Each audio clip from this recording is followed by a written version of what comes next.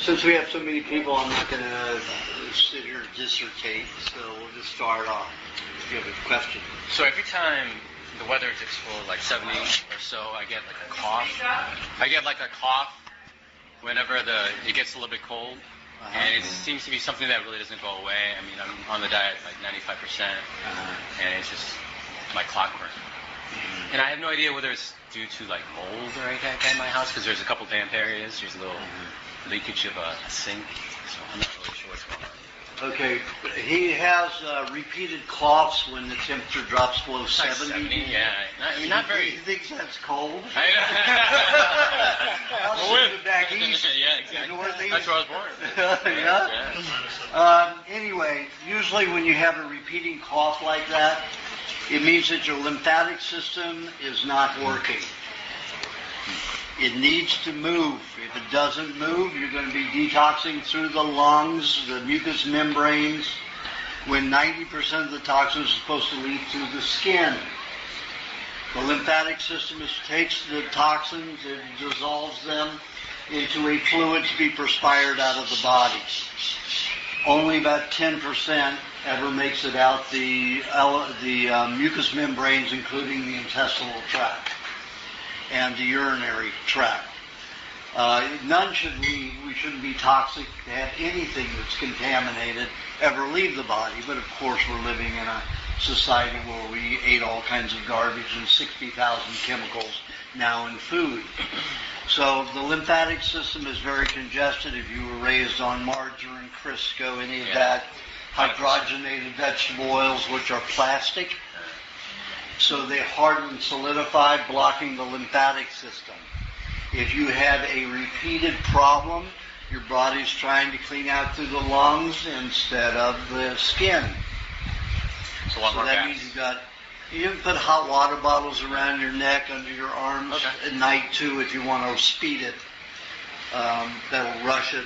A lot of people can't spend a lot of time in the bath, especially with the children and the family. So, I used to take 7 hot water bottles to bed with me and 3 beach towels to sweat into. Nice. And plus on top, because the moisture rises too, and so the covers would get very wet. And I used a down cover to make it really hot, and that helped move the toxicity out of the system. So more lubes too, lubricating formulas. Well, not necessarily. Are you doing one a day? One a day. That's all that's necessary. Okay. You've been on a long time. Yeah. And your skin is okay. There's a little dryness here, but that's because the lymphatic system isn't moving as well. Okay. And it's mainly not moving under your arms. It's okay in the neck. I see it moving okay there. Okay. But mostly under your arms, because your arms are really dry. Yeah. And in the groin area also, you have some dryness. Okay. So hot water bottles down here and under here. Good idea. Also. Thank you. Okay? Yeah. Freddie. My question is about radiation. On the last potluck, you mentioned... I'm no expert on radiation. You're not? I only... Well, why you were sending out kids? Oh, really? Oh, okay. But in the last potluck, you mentioned you wouldn't eat any fish caught in the northern Pacific. I checked out some stuff on the internet. And just because I was wondering, how much... I wouldn't eat it without testing it. And I would test, like Kathy Ornstein asked me about that. I would test the fish every month. How do you test it? For leaking. Well, you need a Geiger counter. Really? Yeah. Okay. There's no laboratory that checks them. Yeah. So you if just they buy did, they would be charging you probably $2,800, $2,800 per test. And you could buy a Geiger counter for that. And if you get a bunch of people together, you all share the Geiger counter. So basically you just hold it up and there's a certain number of clicks per minute? Right up against the fish, and if it crackles... Okay. What you can do is you can skin it. Yeah. Skin it first and then check it. Because fish have a tendency to build a lot of the toxicity into their skin, into their scales. Okay. And what about like the produce? Because when I got on the internet, they were saying that in Philadelphia, the infant births went up 50% because it rained after Fukushima, and they figured it brought down a lot of the radiation, and there was reports about milk in Northern California being tainted, and A lot of that is speculation. it is. I haven't seen anybody do the testing. And those people I went to, people who make those claims, I say, show me the data. Show me you tested it yourself, and you're not just giving me theories. Nobody's come up with. I want them to show me a video with them taking their Geiger counter and getting a reading. Nobody will do it, so I don't believe it. So the same would apply to any produce or meat. Use a Geiger counter. So we all should get together and buy a Geiger counter. Well, what we all should do is get together, get an army together, and get rid of the NSA and the CIA. Because Hillary Clinton, our Secretary of State, 3 days after the Fukushima accident, she put together 5 aircraft carriers full of boron. The CIA and the NSA stopped those planes from taking off. You dump boron. She was going to fly over and dump the boron onto the sites, and that smothers just like in Chernobyl. You bury it with boron, and then you cement it over, and that contains it. NSA and CIA stopped her. Stopped it. They want us dead.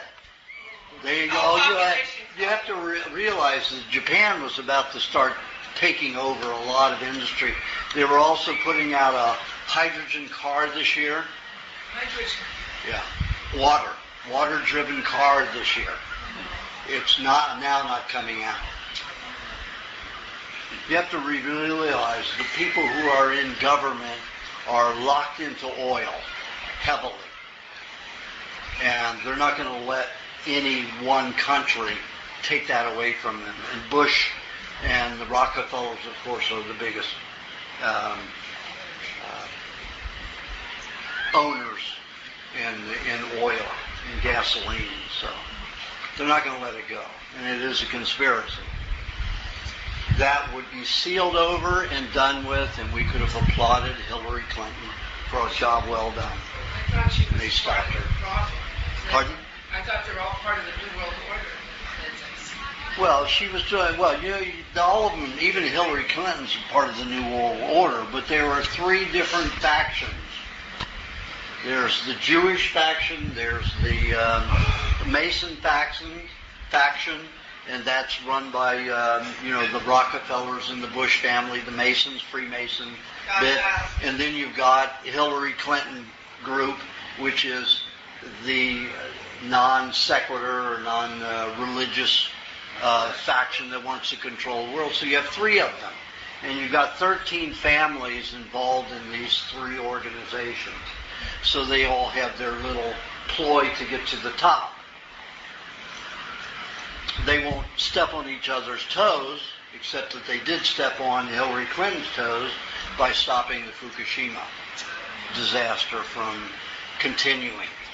Now all the countries have given Japan until a year to resolve it. So that means we get all irradiated for a whole year. And the NSA and CIA was responsible for that. Of course they could still do it. You've got China syndrome going on, but still you can prevent it from irradiating out of the atmosphere. I mean, the poor people in Japan their lifespan is going to be very short now.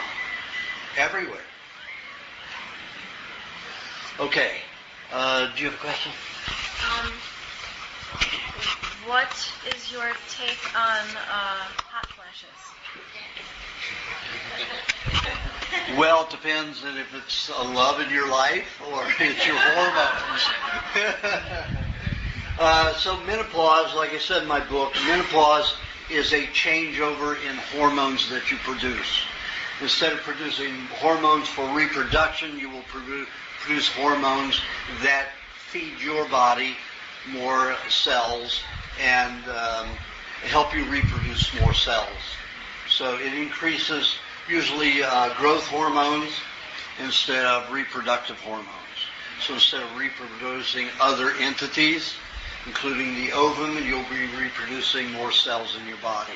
Another reason women live 20% longer than men. Do you think the hot flashes, they promote sweating? Is that a form of detox? Yes, that is a form of detox. You're getting rid of a lot of those old hormones. Let's say you had, usually hot flashes deal with or coincide with endometriosis. Let's say endometriosis is when your body uses a cell that belongs in one location and uses it somewhere else because you're not reproducing cells in that area. So your body will borrow cells from one area and help heal another area when you're not reproducing cells fast enough, and that particular area needs a lot of help. So when that happens, if you have a lot of endometriosis with ovarian cells throughout the body, your body's going to go into periods in other areas of your body. Like some women will have a pain in their ovaries and in their shoulder, in their heart, in their lungs, in their back, because they have ovarian cells that are there that go into the period just along with the ovarian cells where they're normally located. When your body has to get rid of those, you'll have massive heat spells, hot flashes, and immense amount of perspiration. Remember, the lymph system is responsible for breaking those down. So we'll break them down into a liquid and perspire it to the skin. Okay? Okay, and so is it important to flush it from your skin by taking baths? Well, you can always help your body do that because you've got some hydrogenated vegetable oils is made as part of those cells. So you're not going to break some of that stuff down very well. So if you take hot baths, that reduces the burden on the lymphatic system in your body, especially if you're taking about 105 degrees. So you'll do most of your perspiring in the bath and you won't do as much outside of the bath. So it'll relieve that. Yeah, so it's not that bad. Yeah.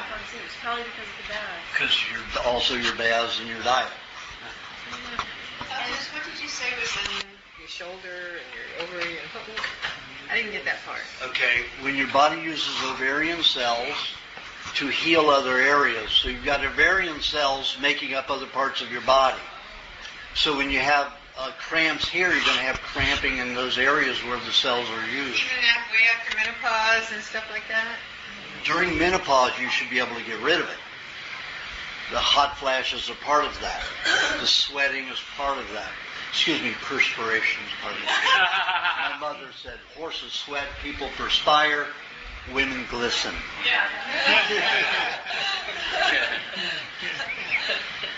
Okay? I'm very toxic, but I'm still not having as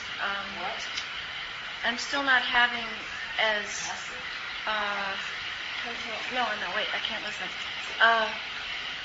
Extreme a response to menopause as some of my friends are. I'm on the diet. But you're on a good diet. You're taking the hot baths, so Yeah, it minimizes. Anxiety, insomnia, things like that. And I'm not experiencing that. Most people on this diet don't. They'll just have hot flashes. Only person I know that went over 3 months with hot flashes was Kathy Ornstein, and she had it for 9 years. Well, I had a surgery. That's what happened when it developed. Surgery, so some toxicity caused the issue there. So be happy with that. Because most women don't eat enough fat, good fats, and then they go through depression and all kinds of So it's side good effects. fats. And I'm particularly loving cream right now. Yeah. It's a good time for cream. Me too. See, I put on the weight again, and I'm so happy. I'm eating a half cup of cream a day or more, plus, half a gallon of milk a day, plus my butter, 2 pounds of butter a week. Pardon? How are you eating your cream? I usually have it in my sport drink. My sport drink is like 2 cups watermelon, not the center, But the rind, the white and the yellow the pink and the red from the seeds down. And 1 cup of milk I use, and then a tablespoon of vinegar, about 1.5 teaspoons of the clay, the Terramin clay, moist Terramin clay, and 1 tablespoon of lime juice, 1 tablespoon of lemon juice. And this week I haven't had the coconut cream in it, but I usually put 2 tablespoons of coconut cream in it. And I blend all that, and 2 eggs, 2 to 3 eggs, depending upon the size of eggs. And I'll blend it all together, and I sip on it. And I have it here. I usually don't have it after my meat, so that's why I don't have it now. And I put about 20 blueberries in it too. 20 blueberries. So this is it. It's delicious. Why do you put the blueberries in it? To help pull out metals. I call that your sports drink. Sport drink. Every Now, sport drinks, there's so many ways you can make it. A sport drink, usually made with 4 items, 3 cups of some of these 4 items, which are watermelon, whey, tomato, or cucumber. Now, while you can have watermelon causes more perspiration and more body heat than any other fruit. So I use that when I can get it. So I'll use 1.5 to 2 cups of that, maybe half a cup of tomato, and a cup of cucumber. Right now, I want to use my watermelon, so I made 2 cups of watermelon in this one and a cup of milk rather than whey, because I want more minerals right now. Yes, I noticed it changes. The recipe changes each time you talk about it in these Q&As. Well, mainly the thing that changes is how much ingredients I use of the watermelon, the tomato, the whey, or the cucumber. Well, it's varied. And you can do whatever you like. It's up to you. Okay. Right now, I'm dealing with that cancer a lot from those injections that I got when I subdued. And you can see this scar right here. For 4 months, the tumor was rising and shrinking and rising and shrinking, and it was probably as big as my palm right there, and it would take 7 days to get that big. And then I would soak it in water for 3 to 5 hours, hot water, with the vinegar and the sea salt and milk in it, or coconut cream. And the next day, the tumor would be completely dissolved, less than 24 hours. So I've had to deal with that. And now it's finally stopped, and now you see it became a scar. So it's finished. Yeah. Oh, yeah. So, had to deal with that. So I want more perspiring, so I've been doing a lot of perspiring in the last 2 weeks. So I've been using more watermelon in that mixture. Okay? Do you have a question? This has to do with the vaginosis. You have mentioned to me about The what? vaginosis. Has to do with the vaginosis. You have mentioned to me about Terramin clay and the douching of the kefir.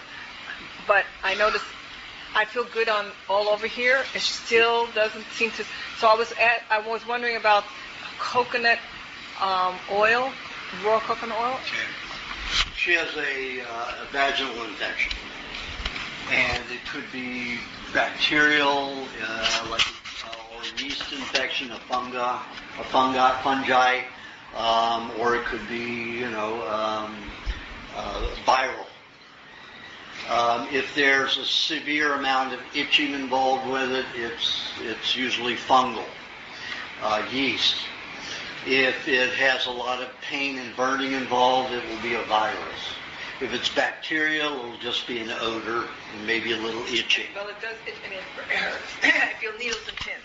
Okay. So you've got a viral detox. That means it's very, very toxic substance. Because usually the body will use bacteria, parasites, and fungi to break down toxic substances in the body. If the substances are so toxic that it's eating, that it destroys, that it kills the bacteria, the fungi, and the parasites, they cannot, the body can't utilize them because of the poison. So the body will make, the cells will make a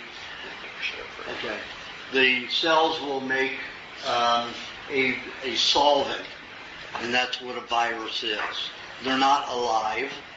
It's not alive. It just is a solvent the cells make to dissolve tissue. Of course, you have a lot more toxicity there, a lot more acidity, and it burns tissue.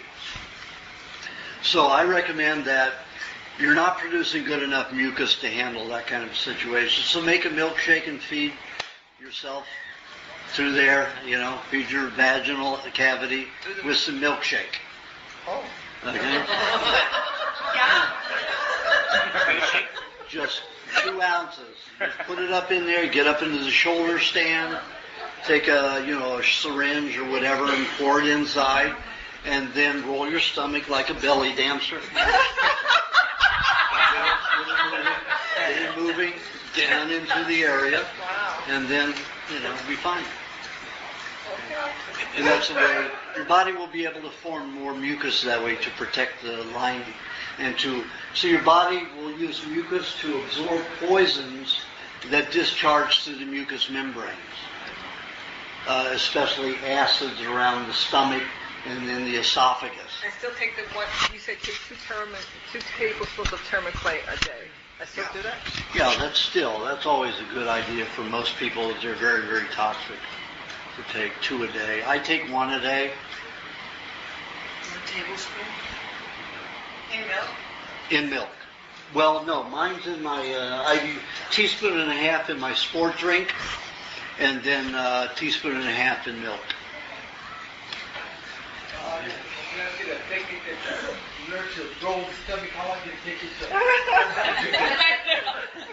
It's funny, I was an autistic kid and I could imitate anybody because that's why then I couldn't communicate anymore. So I could imitate people's sounds, their movements and everything. And my father had a 8mm belly dancer from Egypt, and I saw her roll her stomach and I was able to do it instantly. It's a roll, yeah. I just, it was easy to get this muscle just rolling like that. I just want to ask you one question because of the milkshake. I usually make kefir, and then I make like a milkshake with the kefir. Can I? That's fine. That's good. Yeah. Okay. Just don't use any ginger for that. Okay. In that, So if you're going to use that, pour it out and then put your ginger in it. If you want to use ginger in your milkshake. Do you have a question? Well, hormones again. Say 20 years after menopause, and I'm getting lots of facial hair. I mean, almost like you. So. That doesn't have anything to do with that. What do you do about it? I mean, I'm just saying at this age, 71. Just remember, there's a lot of people who need to grow facial hair and hair all over the body because the body gets rid of a lot of heavy metals in the hair. That's why when you have a hair analysis, you will always find heavy contamination in it. As long as you come in this society, if you find some native tribe or something like that, they're not going to have concentrations of heavy metal. But if you have any injections in your life and you've eaten processed food, you're going to have those toxins, and they have to build out in the hair. You just need to shave. Yeah, pluck them out. Yeah. Well, plucking, it damages the follicle, and then there's a week that'll go by without building heavy metals into it. So then your skin's going to get thick and hard. So it's better to shave. Yeah. So it doesn't have anything to do with hormones? Nothing to do with hormones. No, it's major toxicity. Metal toxicity. Well, I've noticed that my whole face has been detoxifying. My head has been detoxifying for years. My ears, That's why your hair my is so eyes. dry. Yeah, my hair's very dry. Yeah. comes out my ears, it comes out my sinus, it comes out my lips, it comes just my whole face. But what I suggest you do is I suggest you wash with fermented, do a shampoo with fermented coconut cream. And, put that, wet your hair first, then put that in. Otherwise, your hair is going to be very greasy for 24 hours. And that'll mitigate it to somewhat. It's still going to be oily, but it'll be nice. Your body will be able to absorb it. Your hair will, even though your hair is really not alive once it's left the follicle, it still will absorb oils and then take them to the follicle. And that'll pull toxins out of your scalp and your brain. Correct, yes. Because I figure most of it's from the brain. Yeah, it is. Most of it's from the brain. It goes from the brain to the skull to the scalp. And then most of it's built into the hair. And then if it's a chemical, like let's say kerosene used in supplements, then that'll come out the skin, the scalp. See, and so Not built you into make the the hair. fermented coconut cream by just leaving it for a long time? Yeah, just leave it out of the refrigerator for a few days. Once it turns pink, it's fermented. Oh. Then you've got enough alcohol in it so it acts as a shampoo, as a soap. Can you just leave it in with something over your head to... Well, no, it'll stay in. Let me tell you, it will stay in. You just wet your hair, you put it in, you rub it in, and let's say you're using an ounce to do all of your head and hair.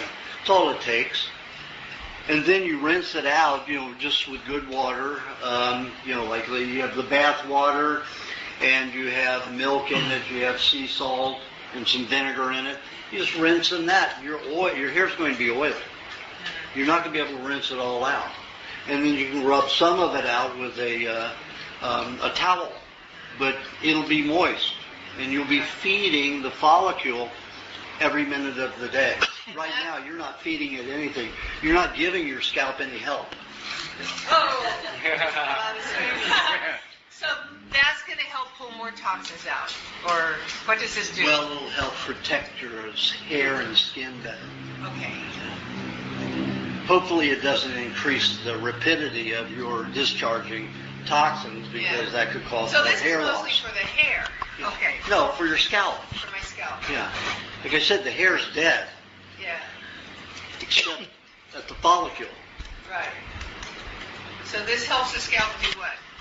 It gives the scalp some fat to defend itself against the poisons that are getting into the follicle. Okay. As the body builds the poisons, the heavy metals into the hair. Right. Okay. Okay. Okay. Good. Thanks. Okay. Kathy, do you have a question? Yeah, I was going to ask about wrinkles. You know about what you put the wrinkles on everything that might... Yeah. No, I've said this many times. You take the bone marrow and you rub some bone marrow into it every day. Yeah. Yeah. Now you notice that most elderly people, the wrinkling starts around the mouth first. That's because most of the poisons that leave the brain leave through the gums. That pulls all the fat around the mouth out, so the whole area gets dry.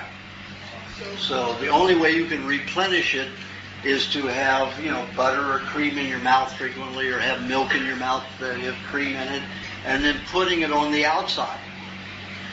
Bone To marrow refill and it. drinking milk. you say. Pardon? Having the bone marrow on and drinking milk. Yeah. Or cream or butter or anything like that. But putting the bone marrow on the outside allows you to absorb more fats rapidly. Eventually will wear off. Correct. And some people, like when I have a massage, I have 50% butter and 50% bone marrow. And just a tiny bit of, about a teaspoon of pineapple juice. And I'll take a piece of pineapple and I squeeze it in there. That's how I get my pineapple. Pardon? Wasana. Okay. You have a question? About skin. The last 2 or 3 years I've had trouble with rosacea in my cheeks and nose. And what would you recommend for that? Okay, rosacea is when you're detoxing a lot of the poisons out your skin from the brain, from dental injections. Most of the rosacea comes from dental injections, and that damages the the tissue all around pretty heavily because it causes a hardening. And when the body has to break down the anesthetic, like Novocaine or Xylocaine, it becomes caustic, and that causes a rupturing of the capillaries, and it's very acidic. Again, bone marrow is the way to protect your skin from the outside. Of course, you can eat bone marrow too. I eat bone marrow with my meat meals. After rubbing it on, you can eat it afterwards. If you have anything left, or you can leave it up there, have a snack. Okay. Certainly, if you have beard, you can hide it under. On that note, you recommended a variation of alternate nights with bone marrow and pineapple juice. That was to get rid of heavy tissue wrinkles. She's just talking about around the mouth. I see. But like on your neck, you need to alternate. You need a lot of pineapple in there to break down, because it has a bromelain in it. It'll help break down dead cells that are filled in your tissue in your neck.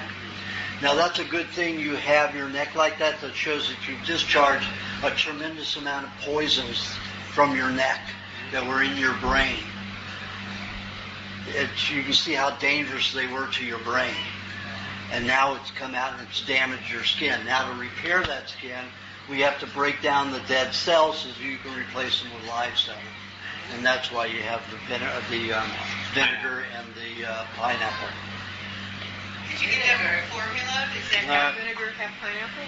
No, one day you use vinegar, one day you use pineapple, and one day you nutrify it with bone marrow or bone marrow and butter. Vinegar, pineapple, and bone marrow. So you're recommending a three-way alternation. Yeah. A 3-day cycle. 3-day. Okay. All right. Do you have a question? Do you have it? What's your name? Tatiana. Hi. If you're on kidney dialysis, is raw meat good for you? And dairy? Well, you need to feed the machine. The person that is waiting for a kidney transplant. You need raw meat. You cannot heal. She asked, if you're on dialysis, should you eat raw meat? Now you have to understand the pharmaceutical industry loves her or people going to get dialysis because it's very expensive. Very expensive. So they love the money. So they will tell people, don't eat meat because you have a lot of ketosis that occurs and a lot of a certain kind of protein in the breakdown of the kidneys. The creatinine, you want it. If you don't break down the dead tissue in the kidney, you can't replace the cells. So you've got to have a lot of creatinine in your blood if your kidney is going to heal. So, as I tell everybody, whatever you hear from the medical profession, do the very opposite. And 99 times out of 100, you will be right. So, in order to heal a kidney, you've got to eat the raw meat. Is there anything else on top of the raw meat to help the kidneys recover quicker? Or... Well, eating kidney helps, even though it's high in ammonia. It's kind of nasty tasting, but that helps. Eating kidney. Eating heart or liver mixed with milk helps strengthen the kidneys. Usually the kidneys, any part of the body is usually breaking down because your lymphatic system is not cleaning. When they came out with margarine and right after World War II, that was the big era for jamming the lymphatic system. They knew if they jammed the lymphatic system, everybody would be predominantly seeing a doctor at least 4 times a year. 4 times a year. Before that, people were seeing a doctor once every 4 to 5 years. So the big difference, huge difference. So hydrogenated vegetable oils have the same molecular structure as plastic. Who wants to eat plastic? What's plastic going to do in your body? You're not going to dissolve it. You don't have any bacteria to break it down. You have no way to utilize it. So you have all these tiny little molecules of plastic all over in your body. and they collect and they jam and they solidify and they turn into crystals. And they jam the lymphatic nodes and glands and the circulatory system. When that happens, the only way you can get those dissolved and moved is the bath at 105 degrees for 90 minutes a day. I've had people do it for 45 minutes a day, 40 minutes a day, and it worked. But on most people, it takes 90 minutes a day at 105 degrees. I was going to say, you recommended for me the shorter baths for the next 3 months. Yeah, that was to get rid of the lymphatic waste, not the lymphatic toxicity, congestion. Lymphatic congestion is where the lymph glands and the lymph nodes and the circulatory system are jammed. When the lymphatic system dumps its waste under the skin, that's called lymphatic waste. And that's where you do the short baths to get rid of that. But lymphatic congestion takes long and arduous hot baths. How short of it? Pardon?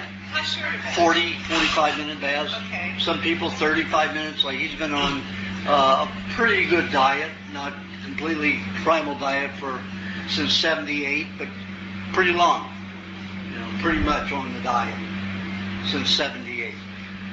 So he doesn't have to do it. He could do it 35, 40 minutes, not 40, I've 45. done that for decades, years, hot baths for half an hour. Hot, 110. 30 minutes won't do it. Really? Yeah. I can see in your skin it's not working. Yeah, you need longer. So the short baths for the vessels and long baths for the congestion. What's that? The short baths for the waste underneath the skin. Oh yeah. And the congestion of the lymphatic system itself, the nodes, the glands, and the passages, the veins. That's hour and a half, 90 minutes. Now, if you do a long bath, that'll take care of the waste too, though, won't it? Yeah, it will take care of both. Yes. When I find the hot springs, I'll spend the whole day there, 10, 12 hours in a hot spring. But you'll come out here and there, right? I crawl out.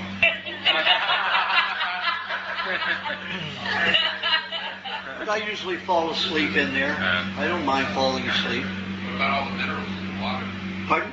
Some of the hot springs you go to are red, some of them are white, some of them are black. Yeah, but those are minerals. They help pull toxicity out of the body. You don't absorb it in. Those molecules of minerals are too big. They're rock size. And only plants can break them down and absorb them. So we don't absorb them into the skin. I mean, if somebody put kerosene in there or some kind of solvent, yeah, it would get into the skin. But in those hot springs, you don't have that type of arrangement. Now, when I do the hot baths in like the tropical area, like I go to the Philippines, and there's a hot springs there, and I'll spend the whole day there, I have to get out frequently, or I have to have a bowl of ice there with an ice pack to put on top of my head. It only takes about 45 seconds with an ice pack on top of the head, and the body says, oh shit, I want to stay in this hot water, because the brain hates to be cold. It hates to be hot. It likes being cold, but it hates to be hot. So, and the body loves to be hot. So it's just the brain you have to cool. And it usually doesn't take too long to cool it, so you can stay in. Oh, and this is our host. Thank you again.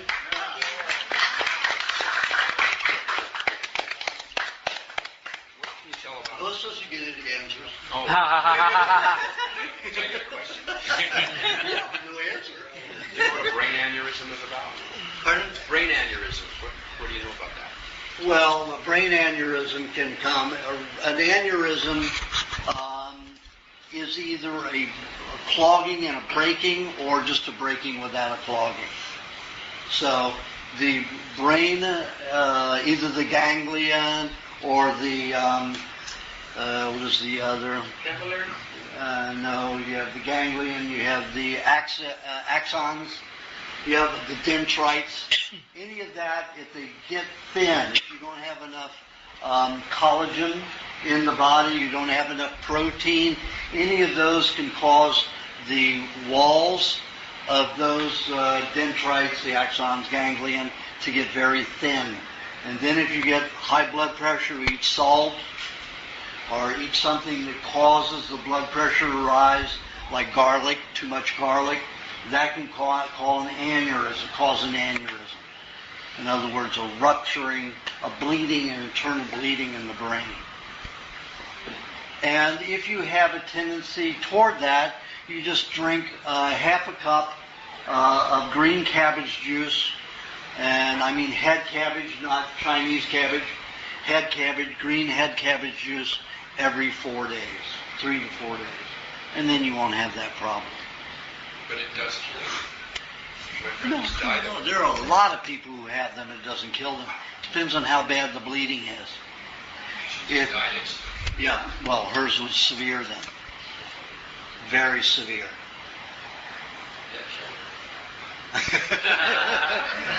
If she had had, a week before she'd had a cup of the green cabbage juice, it wouldn't have done that. She'd be alive today. Or it might have been in your brainstem and affected her heart rate or breathing, things like that. It causes the raising blood pressure in the brain. Can you have that cabbage juice even once a month or twice a month? It's just for maintenance? Is this a habit? Well, if you have very sensitive skin, you have a tendency toward rashes, then it's a good idea to have if you have a tendency toward ulcerations, any kind of open sores, wounds on the skin internally, cabbage juice you should have at least a cup every week. So if you had like bleeding in the rectum or ulcers you're talking about, those things? Those things are part of an ulcer. Yeah. And your ulcers mainly are tissue that are so toxic that it doesn't allow adhesion of cells. So what you need to do is you need to have, to detoxify that area so that the ulcer will mend.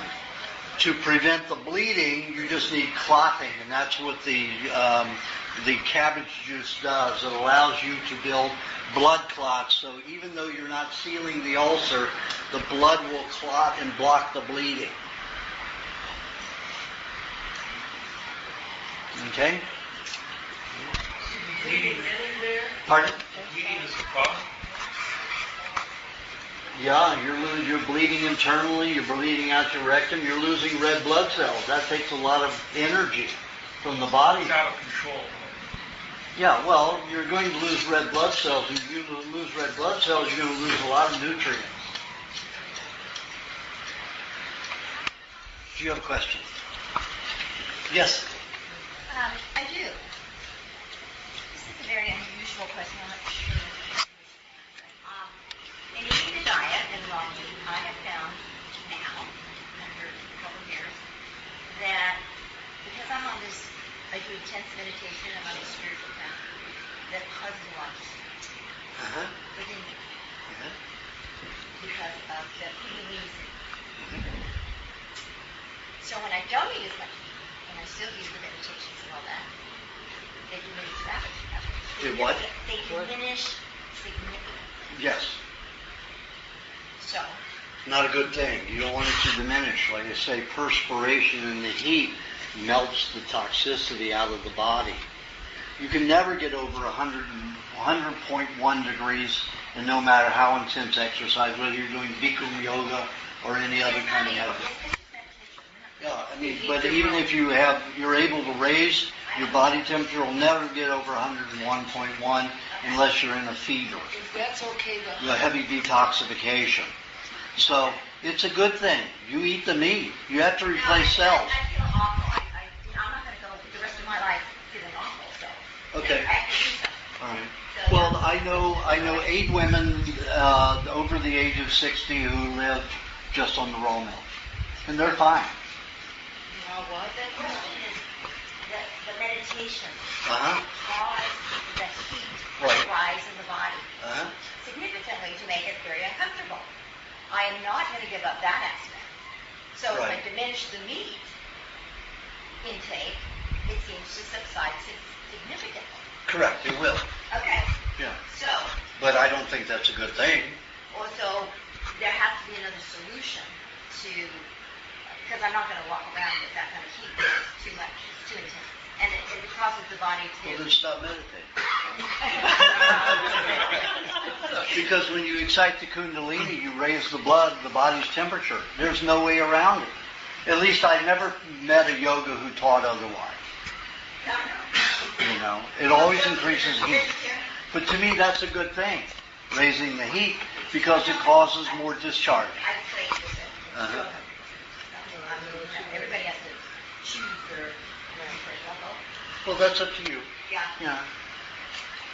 So you'll do more cleansing. You'll do more cleansing of protein levels, cellular levels, as your body heats more. And of course, if you're a vegetarians will even raise their temperature more in meditation, because their bodies are trying to adapt to an herbivorous diet. And herbivores have a body heat of 101 to 105. So when the body tries to adapt to a vegetarian diet, it causes a raising of body temperature in a lot of people. If the lymphatic system is jammed, it will cause a lowering of body temperature. Because I was vegetarian for 15 years, and I had that problem with other things. You're not saying that. What about Bikram's heat? Well, you'll reduce the heat if you take the bath, because you'll be doing most of the perspiring and breaking down of toxicity in your system of clogged fats in the bath, so you won't have to be as hot while you're meditating and rising kundalini. Because kundalini, you've got Kriya kundalini, which is a cleansing kundalini. You know, so. Okay, well, and then with the watermelon, would that, like, you're not perspire. I've never perspired in my life. Then that's why you were very so Jane. Absolutely. You should really eat some watermelon and get into a hot bath. Do the hot baths regularly. If you were a vegetarian, that means you had a lot of vegetable oils. And the human body... No, it was macro. They don't eat oil. Pardon? It was a macro diet. They don't eat oil. I mean, very little oil. Oh, yeah, they use safflower oil, sunflower seed oil. You're not eating. If you have desserts and stuff like that, then you have all that kind of stuff. So you're not eating. Well, your macrobiotic teacher was different from mine then. Because we always had 2 tablespoons of oil a day. Uh-huh. So you're really jammed.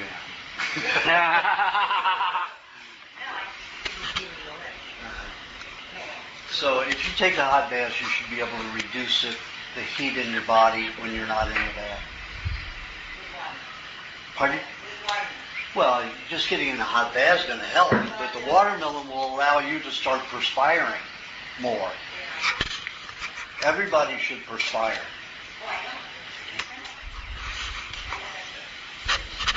Unless you're a dog or a cat. They only perspire out their noses, butts, and mouths. Tongues. Do you have a question, Marilyn? Yeah, I was wondering about, like, when you were talking about the heavy metals coming out in the hair, so skin tags... Being built into the hair? Being built into the hair. Are skin tags and moles and things like that the same sort of thing? Or? No. Your skin tags and moles and warts are tumors, dead cells. Sometimes if a mole will bleed, it's not a tumor of dead cells, it's a tumor of cells that were liver or pancreas or gallbladder or spleen, dark cells that are no longer functional as the gland or organ. So the body will build it into the skin because it can still act as a skin. But they can't break it down, so it just builds it into the skin. But you can put pineapple on it every 4 or 5 days, vinegar on it every other day, and it will peel off. It'll reduce. Now, when it's outside. Outside, like this one right here. This one was 4 times larger. And every couple of years I'll reduce it by putting vinegar and pineapple on it, and I'll peel it off. It takes about 5 or 6 days before the first layer turns into a scab. I'll peel that off. I'll get it wet, peel it off, and then every day I'll just peel another layer off until it's flat. And then when it grows again, because this is where my pancreas was so damaged from all the insulin I shot up till I was 21 years old, and it still will build some of those pancreatic cells here because it doesn't want to dissolve them, because that insulin is responsible for degenerative limbs. There are a lot of people who are diabetics who have deterioration of their extremities. They have gangrene, they have dissolving of the toes, the feet, the legs, the fingers, because of that toxic insulin. It's not a proper insulin. So I still have damaging some of my pancreas. And pancreas and my prostate are the only two glands that are and organs that are not clear yet. So I have to keep working on that. Yes. So what about like Pardon? curing Aajonus? Oh. Oh, those curing. Yeah. That's again same thing, same kind of thing. Supply the vinegar and pineapple. But the pineapple usually only once every 4 to 5 days, because it will cause that bromelain will start eating into your good skin as well if you're putting it on too frequently. And you try to put it right on the spot. If you're using it to get rid of wrinkles, like heavy wrinkles, like in Lewis's neck, you just rub it on one time every 3 to 5 days. Otherwise, your neck will burn because it starts damaging the live cells as well as the healthy cells. If when you apply the pineapple, you start burning, it's time to take some milk and rinse it off. And milk is, Cleopatra used it. Milk is great. I shave with milk, and of course I haven't shaved in 2 days. But when I shave with milk, and it's the best shaving cream in the world. It is also very good for the skin. If you haven't been on a good diet for a long time, butter and bone marrow are a little bit more important because you need more fats in the tissue, concentrated fats.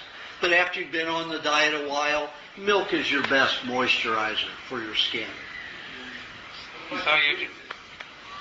So you just rub the milk on like shaving cream and then shave it off?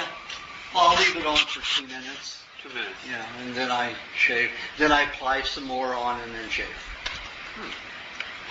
Better than pineapple, you let it evaporate when you apply it? It absorbs. Yeah, absorbs. So you don't follow up with rinsing it off? No, you don't do that unless your skin is burning. Better than PFC or coconut cream. Absolutely. Because the coconut cream, it's heavy oil, and it will jam up the blades. The milk doesn't do that. It rinses off in just warm water easily. Okay. With the coconut cream, you get to pound it. It's a great shave cream, but it's a hell that's difficult with the razors. So you don't need any. Oh, you just said after you shave, don't rinse. Just. After I shave, I put more milk on again. More milk. You want aftershave. That's my aftershave. I have milk for shaving, and the aftershave is milk again. They tear my neck to pieces, so I was never able to use them. And if you're going to use an electric shaver, they have about 135 to 170 milligauss of EMF field, so you can't use them more than 3 minutes. It take longer than 3 minutes to shave with an electric shaver. A cordless? Electric. Battery operated doesn't make any difference. Does anybody remember? That's what I'm asking. It's the cordless that has the 135 milligauss. No, plug-in or electric. They both have it. Does everybody remember that TV show that cable show called Venting? Venting? Yes. Venting? I won every time I was in that show. But my issue, and my one issue one time, was vibrators that women use. I wanted to discourage that. So I had my tri-field meter and turned the milligauss, turned it on and showed it right on the camera. I said, listen, you women, you're going to be numb in 15 years. You won't feel anything. You won't be able to have orgasm, with that kind of milligauss treatment over 3 minutes. If you come in 3 minutes, fine. But if you take 15, 20 minutes, 5 minutes, you're damaging your nerves. So stop it.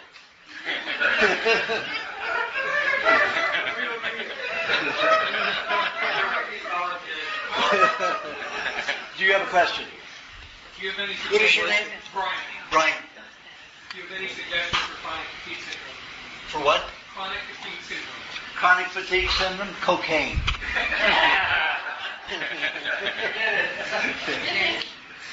Chronic fatigue syndrome, that means your system is broken down in all areas. Liver isn't working, your lymphatic system isn't flowing, and your glands are even not operating. Now, a lot of times I found people with chronic fatigue have some kind of impairment, severe impairment in the body that can cause it. Their body can't afford to have energy. If it does, it could cause brain aneurysm and death. It could cause a heart attack. It could cause kidney failure. There are problems where the body says, you can't be active. You're going to have to be tired and take it easy. Once you take care of that sensitivity, that extreme part in the body, then you can start exercising again. But that usually means anytime somebody's in chronic fatigue, has had a lot of abuse internally for a very long time.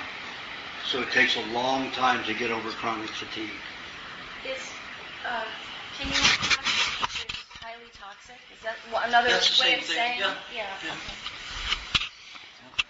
Like she was a lab technician and absorbed all kinds of mercury and everything, and she became so chemically sensitive. It's called multiple chemical sensitivity, that exposure to anything would absolutely impair her from breathing. Now she's functional. She looks pretty good. And, before she started the diet, she was very weak, very depressed, very sensitive, almost, what do you call that when you don't want to go out of the house? Agoraphobic. Yeah. And people were prodding me, get out there and exercise. Why aren't you working? All this stuff. And I'm saying, I can't do it. And that was my body telling me to rest. She had no fats in there to arrest the poison, so she got active. That mercury and those formaldehyde, all those chemicals will go in and start doing damage in the body, weakening the tissue. She could have brain aneurysm, heart attack, kidney failure, liver failure, all kinds of things if she had been active. Now that she has the fats in her body and she's healthier, she can be active. So you just have to be careful. You have to know what your situation has caused, why you have the chronic fatigue. So is this formula overall sort of helpful for chronic fatigue? It depends upon the individual what their problem is. Let's say somebody has a lot of formaldehyde and let's say benzene, let's say around a lot of airports. So they have formaldehyde from injections, vaccines, and then they have benzene, like I had one patient, heavy with benzene, which is airplane fuel. So he had all that in the system, very broken down, very tired, really skinny, a lot of problems. Now, I had him have what I call the solvent extractor, which is a little bit of mango and kiwi, vinegar, honey, coconut cream, dairy cream, eggs, and a little bit of sparkling mineral oil, all blended together. And they have to take that only once or twice a week. Otherwise, they'll go into too much detoxification at one time. So it all depends. Now, she had more mercury. There was mercury in formaldehyde. So I had to address that differently, mainly with the berries. So this would go like a general thing, basic first that you use, your new formula. The basic There's no basic formula when somebody's really sick. I tweak it for the person and for the time. Like now, when I first had her on the diet, I could only give her so much and so many things at a time. Now I can load her up with a lot of things. And she can enjoy it more. So, and it varies. Like I go through, like when I'm going through this cancer stuff, from those injections, my diet has to be very strict and rigid. The time I eat, what I eat, how much I eat. I am very strict and very rigid with it. And then when I'm not dealing with that, I'll have a little bit more sport drink than normal. I have more cream than normal. I'll have my meat meal at different times of the day, or meat meals at different times of the day, and I'm not as strict. So it depends upon the body's cycles. Do you have a question? Pardon?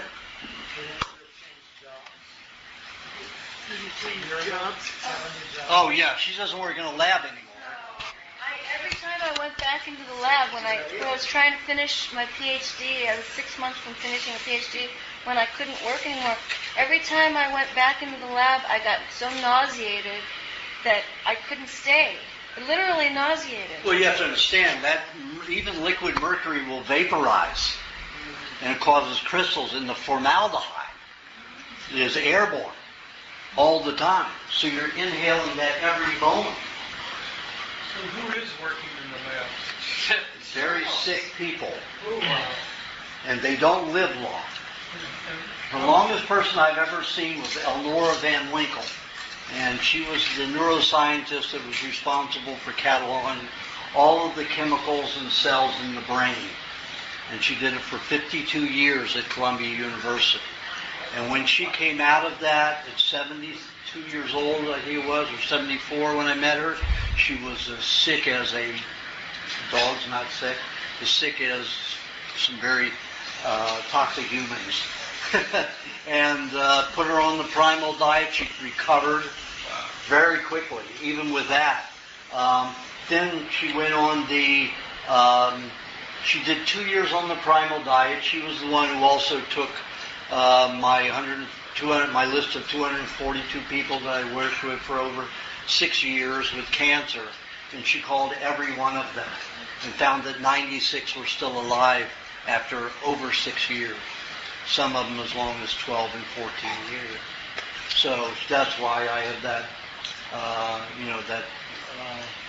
little testimonial from her saying that, statistics are true on this diet. That I said it was 95%. That was my calculation. She came up with 96%. Big deal. Well, one more person out of hundreds that lives, with cancer. Pardon? Anyway, she went on the Instincto diet. Instincto. That means you have to like you have to like the smell of it before you eat it. They eat 60% fruits. Way too much fruit. Killed her in 9 months. She was dead. You remember, her body was already broken down with all those laboratory chemicals, and then they have all that fruit dissolve the body. She didn't live. That was it. And she got weaker, and she got cranky and irritable. Well, when you're in that state, how many people know they're assholes? How many people who are irritable and nasty realize it?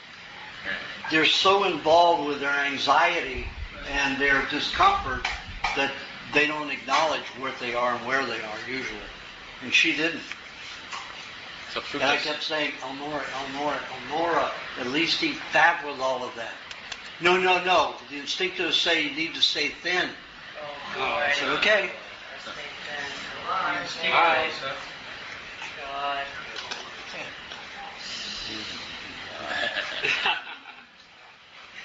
So tasty. That's one of those things you've always said, being thin. I mean, it's like fat, no matter what, it's always be your friend. So that makes it hard to do high quality work in the lab. You can do good quality work in the lab if you're using those chemicals to preserve tissue and to use as solvents. use alcohol. You don't need, of course, it's more expensive, but the lab's going to reduce costs. They could use alcohol. They could use lime juice, and purified, filtered lime juice instead of formaldehyde. No, it's too expensive. Way too expensive. But they make fortunes anyway, so really it's not that expensive for them. They're just cheap bastards. Jeff, What was that? he loses pigment, he's lost pigment in his skin. That's a vitamin D deficiency. Your body, as soon as it gets the sunshine, it makes the vitamin D in the skin, it's absorbed immediately. That's a severe vitamin D deficiency. Usually means that the person is not using the calcium and other minerals properly in the body, not metabolizing, utilizing oxygen and getting rid of the carbon dioxides easily. So the person has to put bone marrow and butter combination on their skin, get out in the sun. Get as much sun as they can, get as much vitamin D as they can. After I ate the poison mushroom, I had those. I had all kinds of spots, like that one lady who was here, that's severe vitamin D deficiency.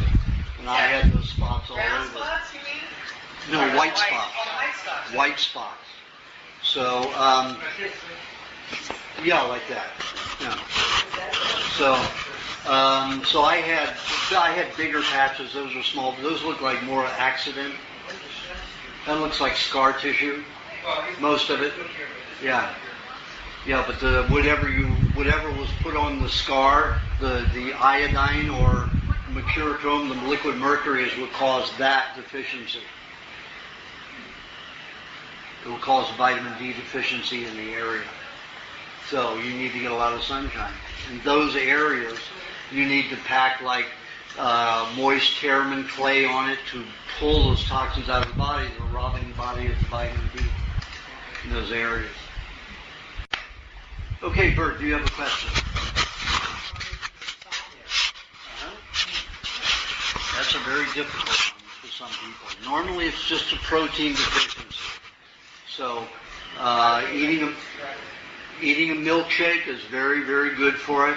Most insomnia comes from dental injections. And until the dental injections,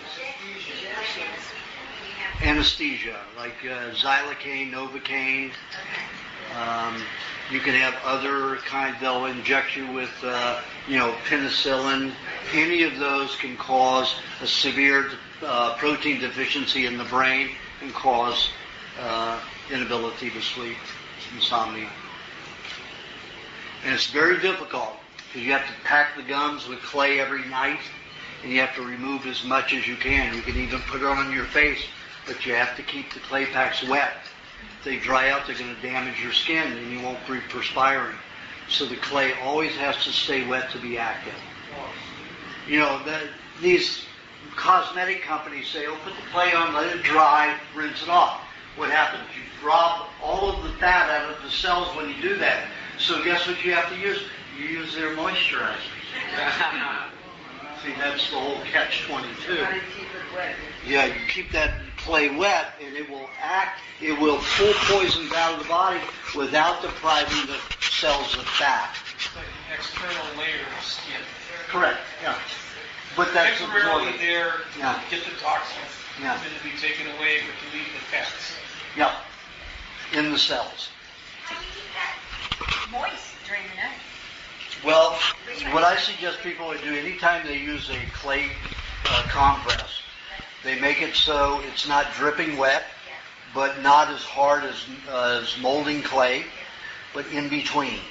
Then you lie down, you put it on your face, try to keep it from running, and then you put a towel over that's wet, a moist towel, not dripping wet, but moist.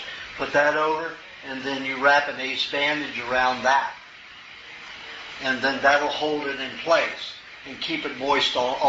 Put plastic to cover the washcloth of the towel, whatever's damp. And then the ace bandage over that. Pardon? I had an opening around here. No, you can breathe out your nose, unless your nose doesn't breathe.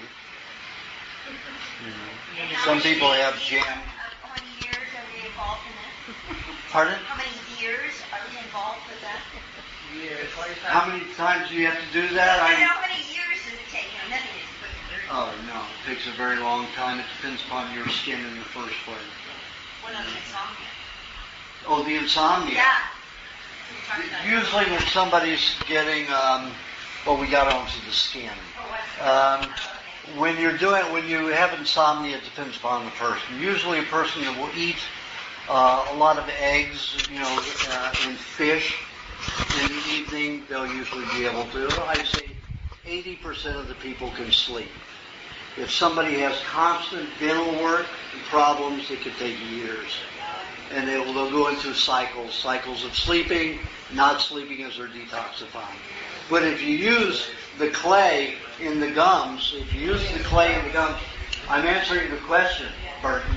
If you use the clay in there, it will help draw it out every night, every day, so you won't be so overloaded and have it freed up going to the brain. So this is in your mouth, right? You're talking in your Yeah, you put it under your gums. And just leave it in. Yeah, leave it in all night. By morning, it's all dissolved and swallowed. Well, that's okay. That's okay. That's okay. It's okay. The only way you could prevent it from dissolving as much is you take good sterilized clay and you wrap it in that. The clay becomes moist, and then you pack it in there like that. Then it won't all dissolve. We sterilize gauze. Sterilized gauze. Yeah. Or you have organic gauze. That doesn't have to be sterilized. Yes. No. Olive oil will take away the activity, the drawing activity of the clay.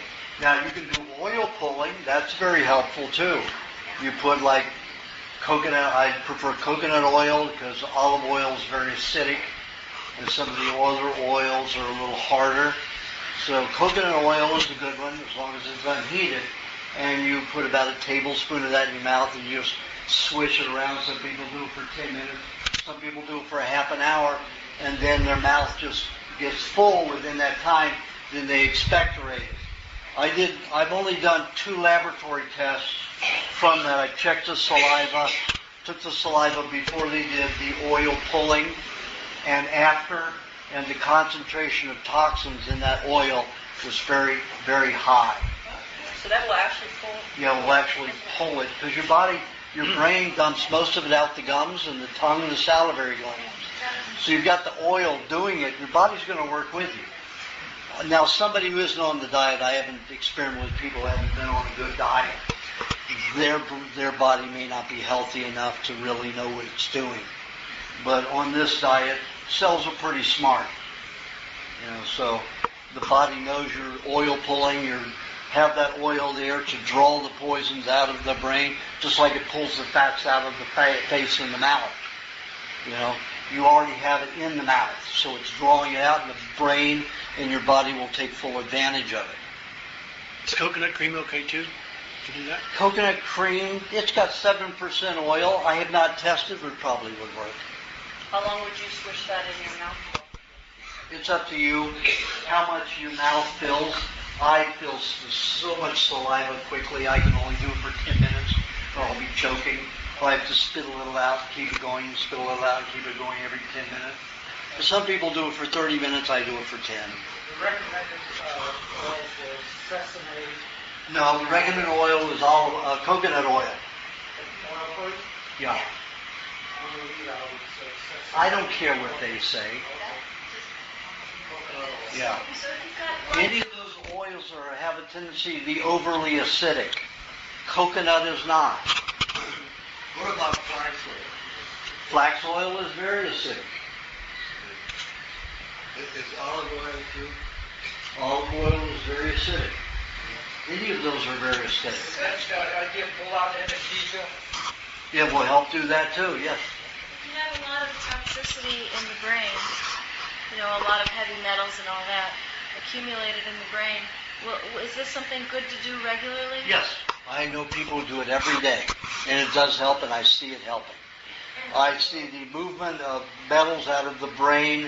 Then when they start doing the oil pulling on at least 5 days a week, there is a remarkable difference. I can see a change in 3 months, whereas normally it takes 6 months to see a drastic change. And is there any danger of detoxing too quickly by doing this? Possibly, but I've never known anybody to do that. But I don't know enough people who do it. So it might be possible, but I don't know.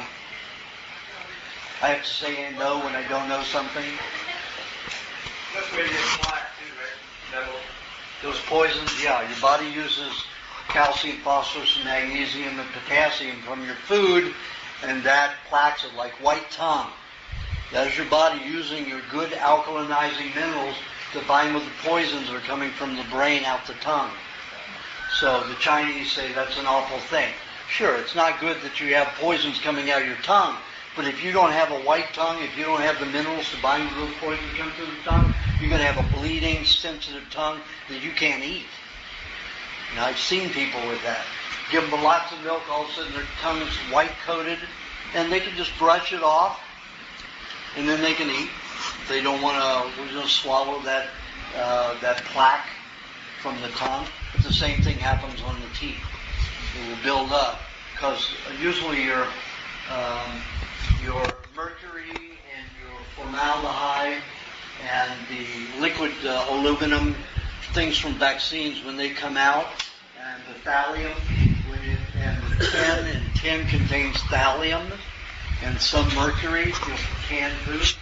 And it dumps along the tooth under the gum. So the body takes the minerals, the alkalinizing minerals, mainly calcium, the most concentrated of it, and causes a plaque on the teeth to prevent it from damaging the dentine and going to the tubules. But yet, if you're eating a cooked diet, the calcium, phosphorus, magnesium, potassium is only 50% or less functional. So you can have a lot of plaque on your teeth and not prevent the damage that mercury can do. And if people want to see how much damage mercury can do, you go on to Alberta, you put on the search engine, YouTube, Alberta, neurons, mercury. And you'll come up with a video that they've done, and you see these brain neurons growing, and you see the little eyedropper come in with the mercury, and it drops it in the perspective. You've got these neurons, let's say this big, and this eyedropper comes in with the mercury, and it drops the mercury here. And within 2 seconds, these nerves are deteriorating. The mercury's over here. And the neurons are here, and they just start disintegrating. Just disintegrate. So that's how dangerous mercury can be. You don't have to be right against mercury to cause the damage. The gas alone could cause severe tissue damage anywhere in your body. Yes? ALS is a very difficult one. I help them live longer, but I haven't stopped anybody from dying of ALS. ALS is a deterioration of all the tissue in the body. Well, but a lot of people think that a lot of doctors think that it starts with MS, but it doesn't. I mean, I've never seen the hardening of the nerves first, like happens in MS. It's like lupus, but it deteriorates all the tissue, not just the connective tissue that happens in lupus. Everything dissolves. But I've mitigated it. I have people on the diet lose very little weight, but they still die within 7 or 8 years. But that's still 7 or 8 years instead of 6 months, So, and like spinal cancer is one of the worst cancers you can have. People usually don't live with spinal cancer very long. unless they're on a strict diet and do it from the get-go, everything. And they just usually don't survive. But Barbara lived 7 years, with very severe spinal cancer, advanced before she went on the diet. So, and that was pretty good. So it gave her time to write a book. It gave her time to make better communication with Jim, better communication with other people. She had a much better life because she was a fighter and she was living and surviving. She was making it happen. And that's quite an accomplishment. You had a question? Quinn. When I have a statement, I wanted to say that I have a melanoma metastasis. And so if there's anybody in the group that has experience with that or know of somebody, I'd like to have a conversation with their experiences. Anybody here had melanoma? I did. Right here. So, as recently as 2 weeks ago. Do you have another question? Yes. At the cancer control conference this past weekend, there was a theme about detoxing the body, shifting acidosis to alkalizing the cells. And the Kangen water ionized water machine claims to be able to shift the cellular pH values. That is an entire hoax. So I'm wondering if you had some experience with this product. It's a hoax. It's a hoax if you do on the raw diet. If you're on a high cooked acidic diet, that will be helpful. If you do that water or any heavy water and try to alkalinize the system, you prevent your digestive juices and bacteria which are acidic. 90% of our intestinal bacteria and digestive juices are acidic.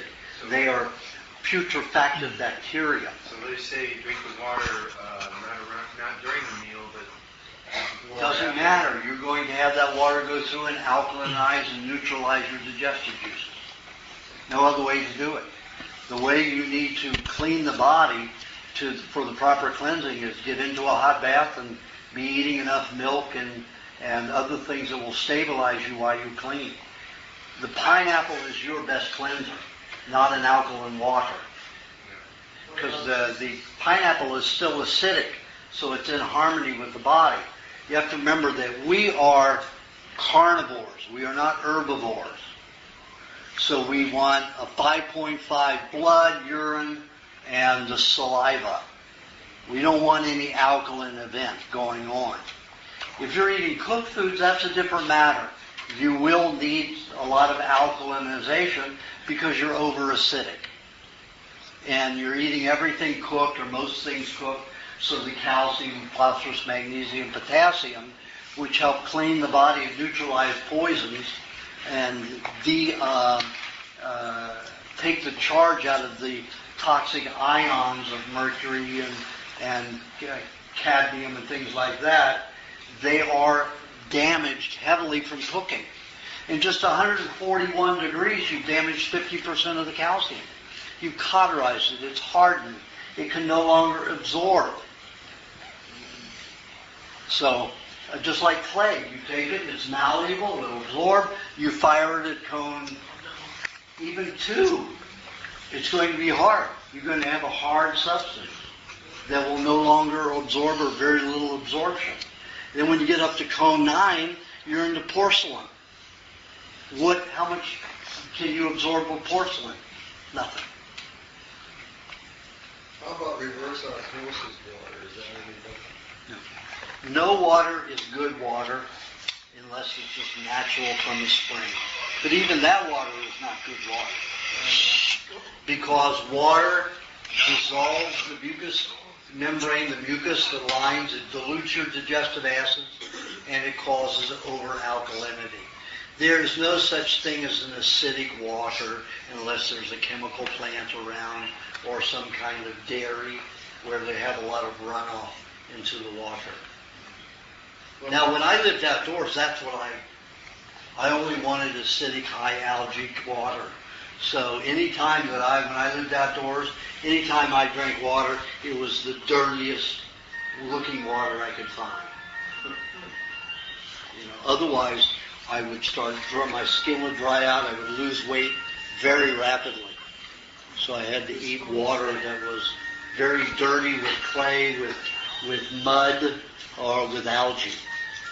Where does wine fit into all of this? I mean, people have been taking grape juice and making wine for thousands of years. Yep. I wonder, is it just...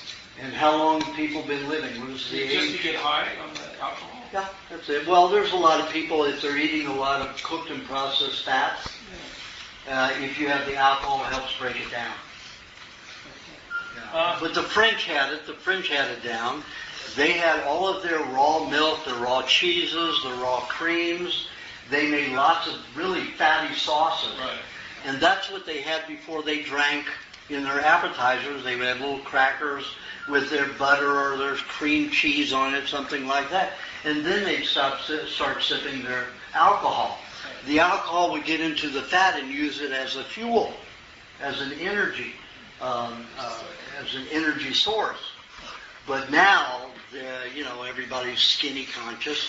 So even in France, you have a tremendous reduction in fat consumption, and they're getting as fat and as weak and as bad as the rest of the world. The only ones who haven't fallen stupid to it are the Germans, and they'll still eat tremendous amounts of nasty, awful, stinky cheese, which is raw cheeses, which are great. Build a strong body. They have more steak tartare than anybody else. They consume 172,000 tons a year. In this country, you're looking at about 30 tons a year of steak tartare. Big difference. They've been doing that forever. Pardon? They've been doing that forever. Why they should call it Frau something tartare rather than steak tartare, because that's French. And the French don't eat half that the Germans do. But still, they eat a lot of steak tartare compared to the rest of the world. And how would they specialize? Is there a food group that includes steak tartare, like a couple eggs on the side? Is that... No, in steak tartare, it's usually ground beef or finely chopped with egg yolk. A lot of them will eat the egg white on the side like I do. I have the egg white on the side. I used to go to restaurants. I call them ahead of time and say, listen, I'm on a special diet. I'm diabetic. I have cancer. I have to have, a special meal. And usually these chefs love it because they're making the same freaking thing every day. So it's a new thing. And these chefs will almost always come out and serve it to me personally because they've enjoyed doing something different. And I change the recipe. I say no salt, pepper's okay, no peppercorns though, chop a little cilantro or parsley in it, and a little tomato, and put the egg white with the egg yolk. And he said, well, that's not steak tartare. That's what do they call those? Egg dish. What do you call those? When you have something with egg. Like a breakfast, you have an egg with it. An omelet. Omelet. He said, that's an omelet. I said, then give me a frickin' omelet. A meat omelet. Okay. So I found that all of them have problem with that, so I tell them to put the egg white in a little cup on the side. And that's easy then. And I've never been refused.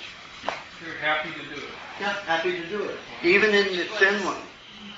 Which place? Where you can get this? Pardon? Finland only? No. You can get it anywhere. You just call the restaurant and you talk with the chef directly. And that gets rid of the general manager thinking, oh, raw meat, oh my God, we can't do that. So it just cuts him out, and cuts the waiter out too. Because the waiter's going to be paying. But I do carry in the glove compartment, I do carry the California law that says they are allowed to serve raw meat if it's on the menu or the patron asks for it raw. So it is a law. There's a Lebanese restaurant in my neighborhood that serves lamb Kitty. liver, either sauteed or raw. And the first time I ordered it raw, 3 more people came up to our table to make sure you wanted it raw, not sauteed. But The second that's time normally we what sauteed kitty it. is. That's normal kitty. It's delicious. Raw. What place is that? It's a Lebanese restaurant. Okay, you have a question? Hepatitis C, how do you, Hepatitis C. Remember, your disease is the cure. The medical profession wants you to panic and think it's the attack. It's always the janitor. But whenever you have hepatitis, it's viral. That means that the liver is so toxic with industrial chemicals that the bacteria, the parasites, and the fungi cannot break the tissue down. The body has to dissolve that tissue with a solvent created by the cells. And that's what a virus is. It's just a solvent. Just like we have, muriatic acid to dissolve, compounds, grease off your swimming pool or your garage floor. Very toxic substances. But whenever you have a hepatitis, you've got a severely damaged, chemically toxic liver. pineapple good for that? Pineapple with No, I wouldn't say pineapple is good for that. Beet juice is good for that. You could have a little bit of pineapple with the beet juice. That would be okay. But you have to have little amounts of the pineapple or else you could dissolve the liver too fast. That's a situation where if I had somebody with lymphoma and liver cancer, I've got a conflict. And that would be a harder person to get through the cancers if it goes from the liver to the lymph or the lymph to the liver. So, because I've got conflicting things going on. So I have to watch a person like that more frequently, like every week. Yeah? Well, it is. If the hepatitis also has a lot of bile, the bile stuck in the liver, and the liver is supposed to be made in the bile is supposed to be created in the liver and then sent to the gallbladder, and that's where you store your excess bile. But sometimes if the bile is heavy in the liver, then the carrot juice helps remove the bile. Carrot juice helps remove bile anywhere in the body, especially if it's with a little bit of lemon, tiny bit of vinegar, and some honey and coconut cream. And if the gallbladder is recommended that it needs to come out, Pardon? if the gallbladder needs to come out, It doesn't need to come out. Ever. Just you'll never be able to eat ice cream again. You have to eat little amounts of fat at a time because you don't have a storage of gallbladder anymore. Bile is the gallbladder. Once that gallbladder is removed, you can only eat as much fat as the liver is producing bile at a time. If you eat ice cream with your gallbladder removed, anything with heavy fat, you're going to have diarrhea. there are 2 masses in the gallbladder from the ultrasound last Wednesday that is causing irritation, blockage, and some unbelievable discomfort. Put a hot water bottle there every night, all night long. Yeah. Put the hot water bottle there, wrap it around so it stays in place. And your body will put circulation in there. More circulation means more nutrients to cleanse and heal the area. Pardon? What should the diet be in the gallbladder? That's a whole different subject. Again, that's too specific for this environment. Okay, do you have a question, Michael? Place where I read the EMF levels according to increase quite substantially. Did they just put a smart meter in? I have no idea what they did, but it was really It's either that or a tower. There's no way out of it. I have some people in Iowa that I told them how to make some magnetic patterns that they put on each wall, and it has helped the children. So what you do is you make 3 concentric circles, and it's on like a fabric, and you just hang Cannot you on just the wall send a above letter? the bed. Somebody Yeah, else- here we are. This is the magnet. This is the magnet. But usually for a wall, the one twice this big. And this is what I designed and made because in the car I have a Prius, which is a hybrid, electric and gas. So around where the feet are, it pumps out a lot of electromagnetic field. So if I was in the car 2 hours at a time, like when I go to San Diego, my thighs would just ache, especially the right one working the gas pedal. Or if I put this leg up on the mound and, use my left foot, this would ache by the time 2 hours went by. And I do switch legs just for the exercise, because that's the only exercise I get besides carrying my groceries. I'm making it. So I made that, and I put that. This is a down pillow. It's too thick. It needs to be half the size. Put one over here and one over here, and then put it inside a pillowcase. And I sit on that, and it draws all that electromagnetic field that generates into my leg right into the pillow, so it doesn't bother me. So I thought it might work for the wall. So I had this one woman who lives near an electrical tower, and the EMF field is up to 13 in some of the bedrooms. So I had her make one twice the size of that for each room where the headboard was. So, and the kids are sleeping better and everything's working for them better. But they're looking for another house. And that's the best way to get away from it. You're going to be most poorly affected by it in your sleep time. Is that right around the meter? What if you're like a long way away on the other side of a large Doesn't house? matter. You put your meter on and you see what it is. Some of those meters can I shoot do have 50 a box feet. meter, and it's only a few feet. And it is a smart meter. They tricked me. Uh-huh. Mine broke. They came out and put something on a couple of years ago. Just found out recently it is a smart meter. And it is really high, but only for several, maybe 6 feet. And if you're like 30 feet away, It's not going to bother you. it's not going to hurt. Okay, good. You have to be within the range. Yeah, and it's measurable with a Gauss meter. Well, that's a good one to measure its effect on you. I have one from Germany, and it's a $1,300 detector, and I can detect it 60 feet away. Yeah. But that doesn't necessarily mean that it would affect me. Oh, I see. Yeah, up to that feet. Okay. Usually, Probably pretty good, but it's not yeah. hundreds of dollars. Yeah. Right. Well, it's $150, $160 for a. Yeah. Well, $130, I think now. On Right, I think one I website. like that, yeah. eCost, I think it was.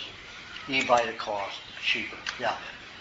I had Edison come by and check the property out. It's fine. He said there's nothing that stops an EMF. They go through concrete, steel. They travel great distances, and if they get another EMF, it'll re-energize them. They can go further. They go into the ground. And Yes, they will, but you have to be able to measure it at 3 milligauss to alter the molecular structure of cells. Has to be that high. We're having it pass through us at 3 all the time. The Earth has it. I pick up my gals, if I'm touching a computer, any electrical device, even if it isn't on, it goes to 3. If I'm only touching the meter and my feet aren't grounded, it won't be anything. It won't read anything. But if I'm touching anything or if I'm grounded, that meter goes to a 3 just with me touching it. I have a high electrical field. I have put in doing TV shows, I have put more cameras on the blink than anybody on the planet. That's a good I thing. usually That's yours. I've killed 3 a week when I've been shooting. Yeah. I just want to mention that I'm making the pillows for the cars, the magnetic pillows. So I just thought I'd let you know that. So You can get, if you want one, it doesn't matter what car you have. If you have a Beamer, if you have a Jaguar, they're even worse. And it's the computer chips. They're using, instead of transistors, they're using, what are they called? can't remember, transistors, and they're using another element that causes the electromagnetic field. 50 cents more, they could reduce it all. They're so freaking cheap, and they do want to make us sick. Same people who invest in the electronics, invest in pharmaceuticals, so they want money from every angle. And they do help each other in getting us sick. And it is a conspiracy, and I'm not paranoid. So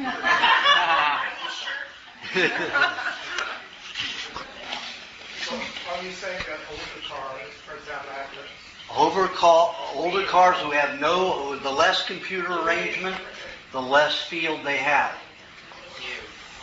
Capture clunkers need a lot of those off the road. That's why they did it. What? Yeah. Capture clunker. Need a bunch of those off the road. Now everybody's driving around with 135 to 200 milligrams of electromagnetic field exposure.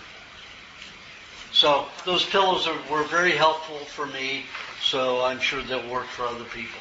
Do you recommend the same kind of pillow that she has? Well, that's too thick.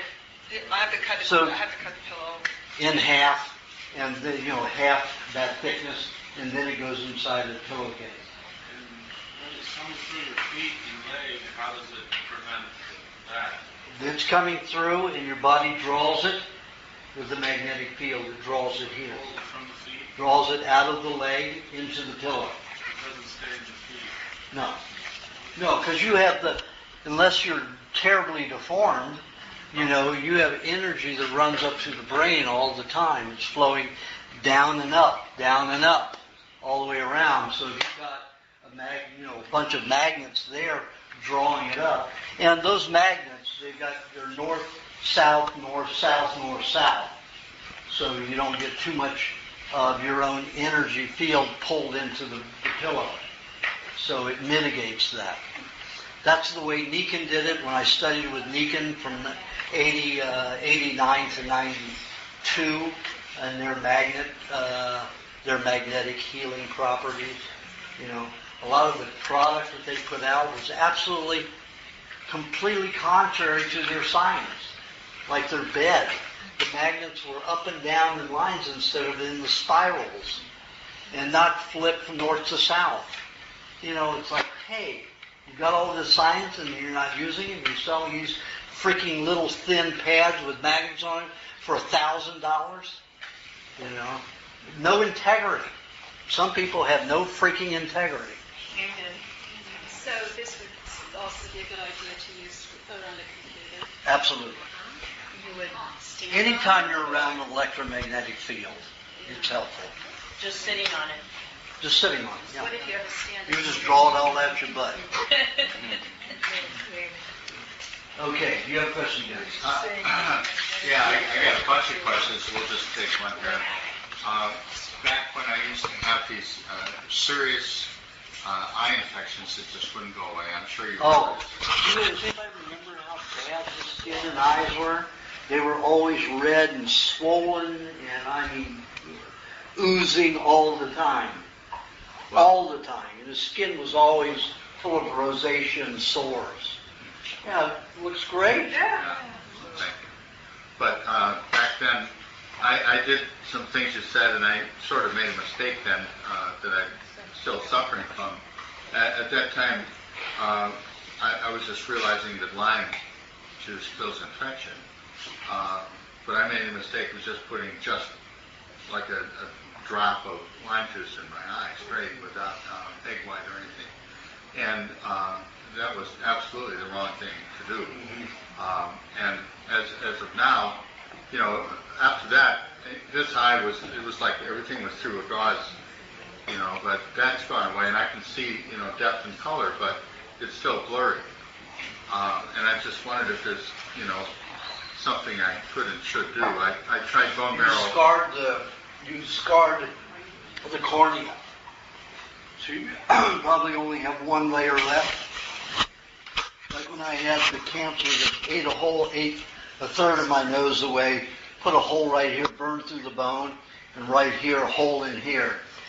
One night, the acid from the melting of the tumor went down into my eye and it burned my cornea. 8 layers of scar tissue. I was blind in that eye. And that was just over a few hours in one night. Damaged the eye. That's how bad the compounds are when you start dissolving tumors. You have to have the nutrients and you have to protect yourself from those fluids discharging inside, very sensitive like the eyes.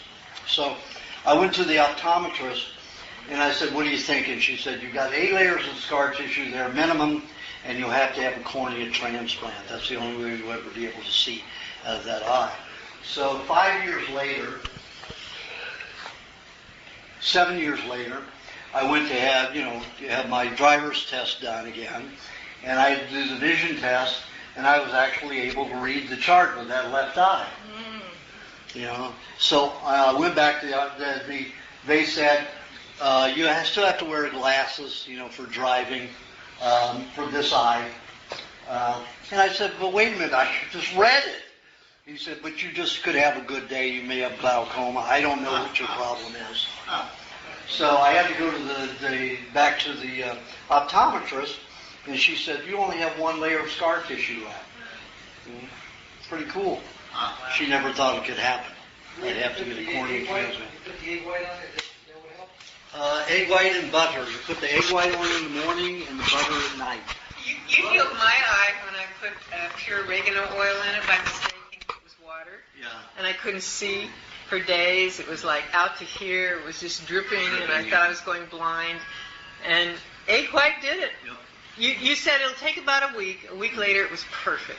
You went from 8 layers of scar tissue, some of them went away.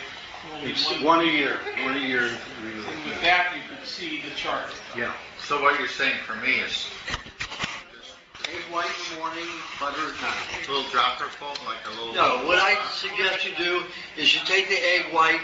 Hello? You take the egg white and you just tap it onto your little finger. You pull your eyelid down, you look up, so all you see is white, and then you rub it along the white.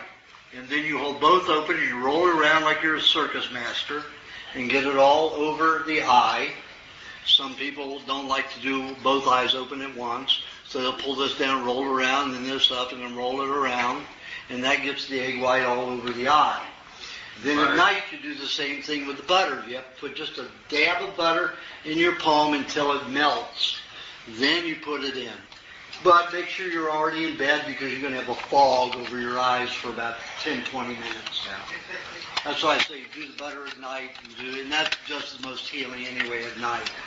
And the egg white will strengthen it. It's mostly protein, and it will strengthen the eye for the day. Pollution hits it. And then the butter at nighttime will help soothe and strengthen the eye in a different way, in a cleansing way. Wonderful. Okay? You're welcome.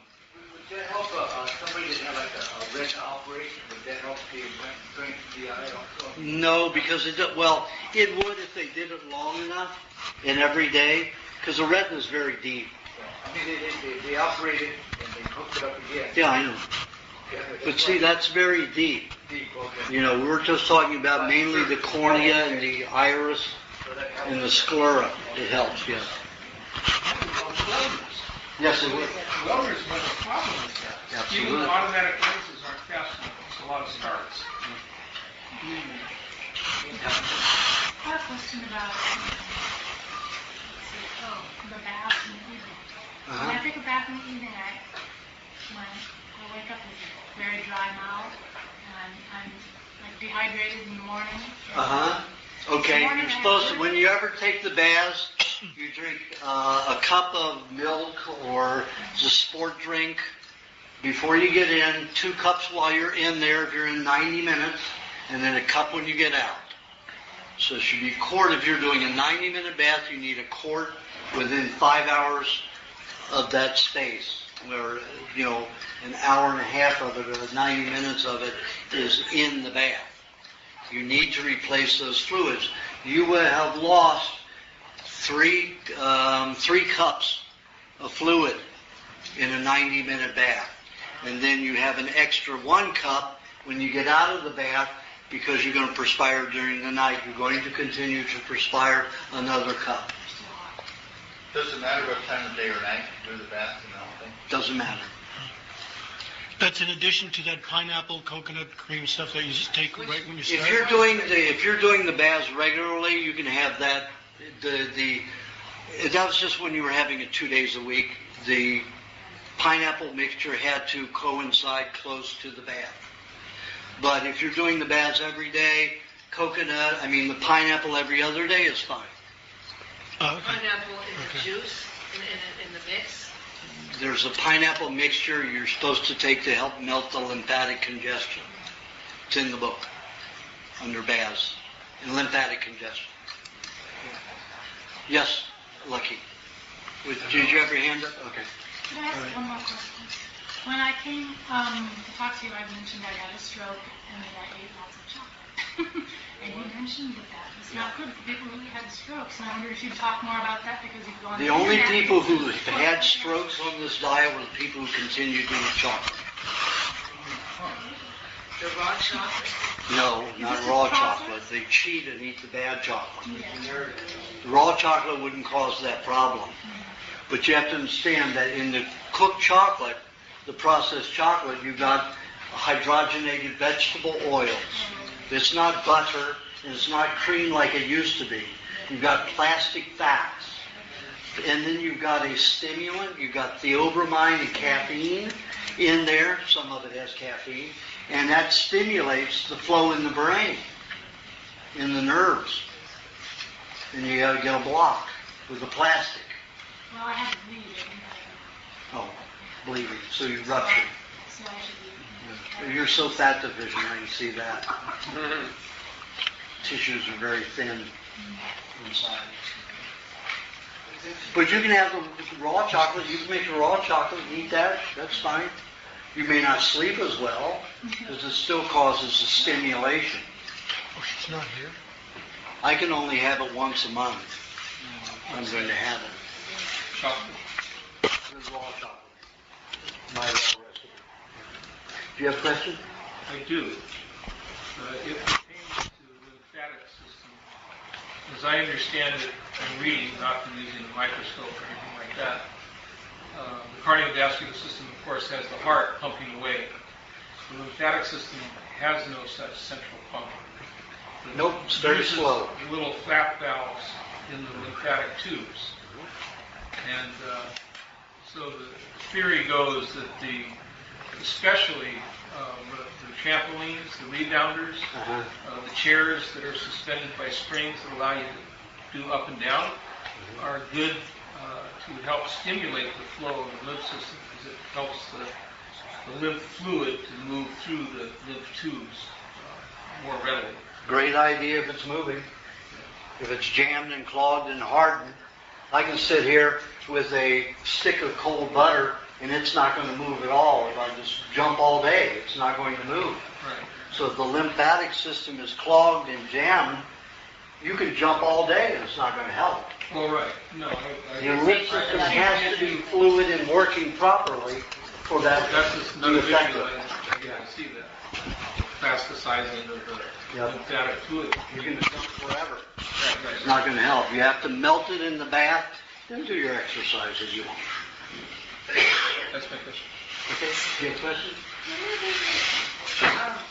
People that are older, they get Like me? No, you are. Almost but 65. Okay. I'm thinking of like an 85-year-old or something like that, and she's had like a discoloration in her legs, like little spots, but they're like red or sometimes they might be like round or something, little spots.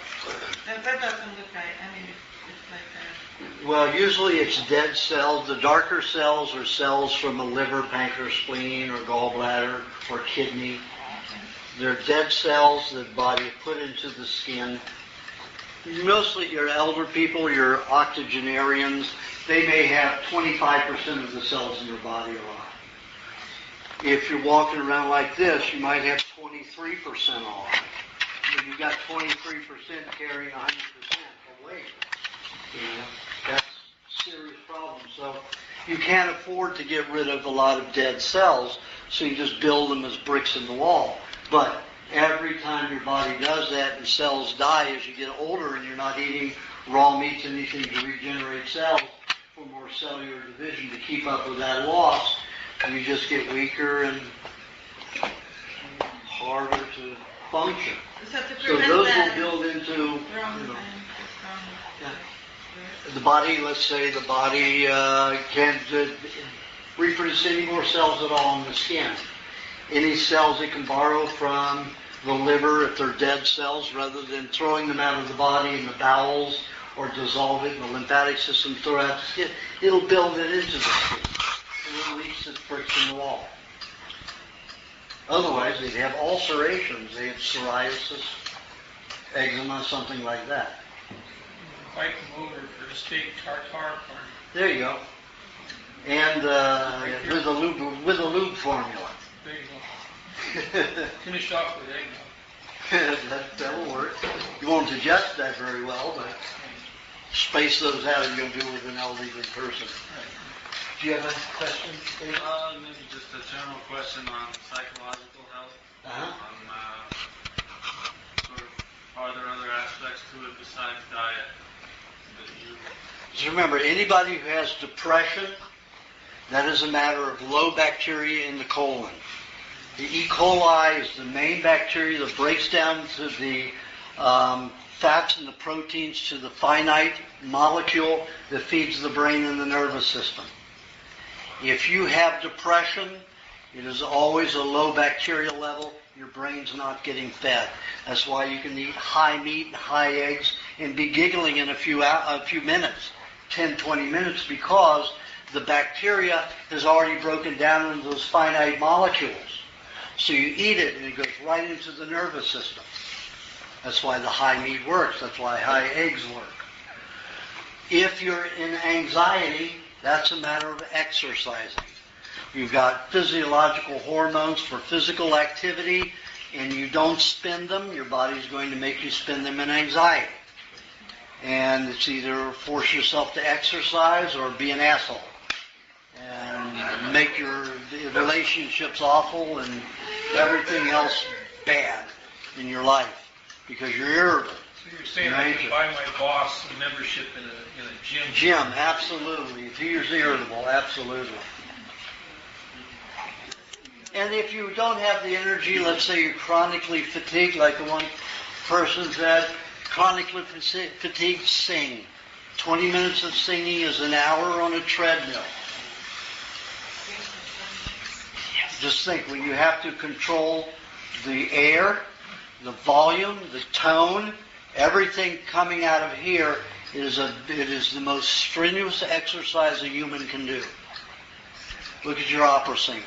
You ever seen a skinny opera singer? No.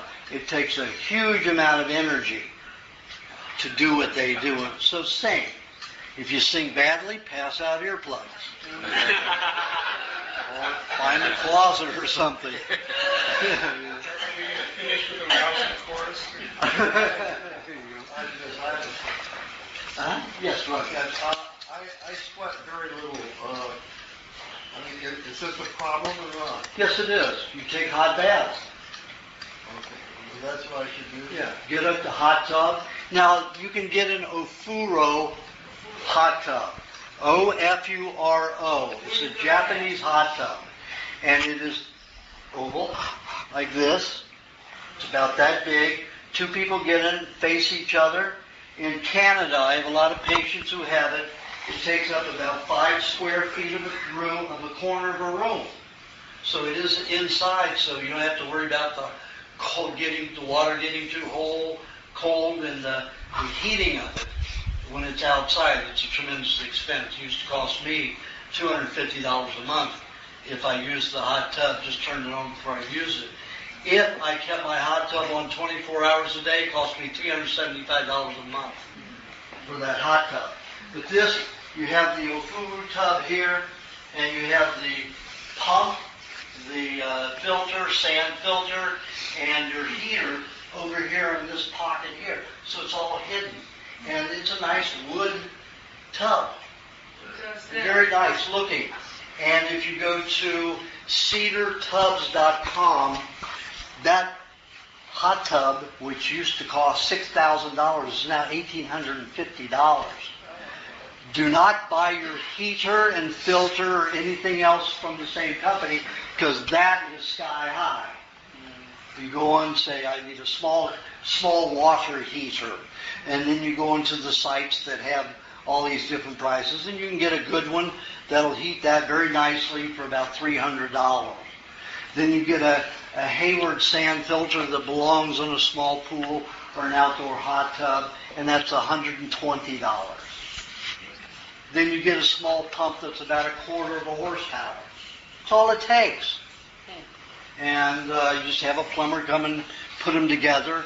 And remember, your filter goes before the heater.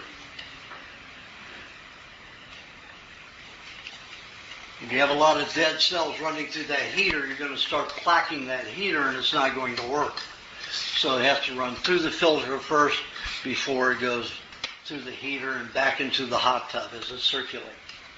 And just what type of water? Well, if you're using city water, you've got the sand filter there to help break it down. You can also put vinegar and some sea salt in there, and that'll run through. The vinegar will keep the salt from corroding the heating element, so they have to be together. Hayward, is that H-A-Y or H-E-Y? Hayward. Yeah, you can do it in the living room, family room, bedroom. It's going to take up about 5 to 6 square feet of their room. Patio, yeah, but then you're going to have more of the heating bill. But yeah, some people do put it on their patios.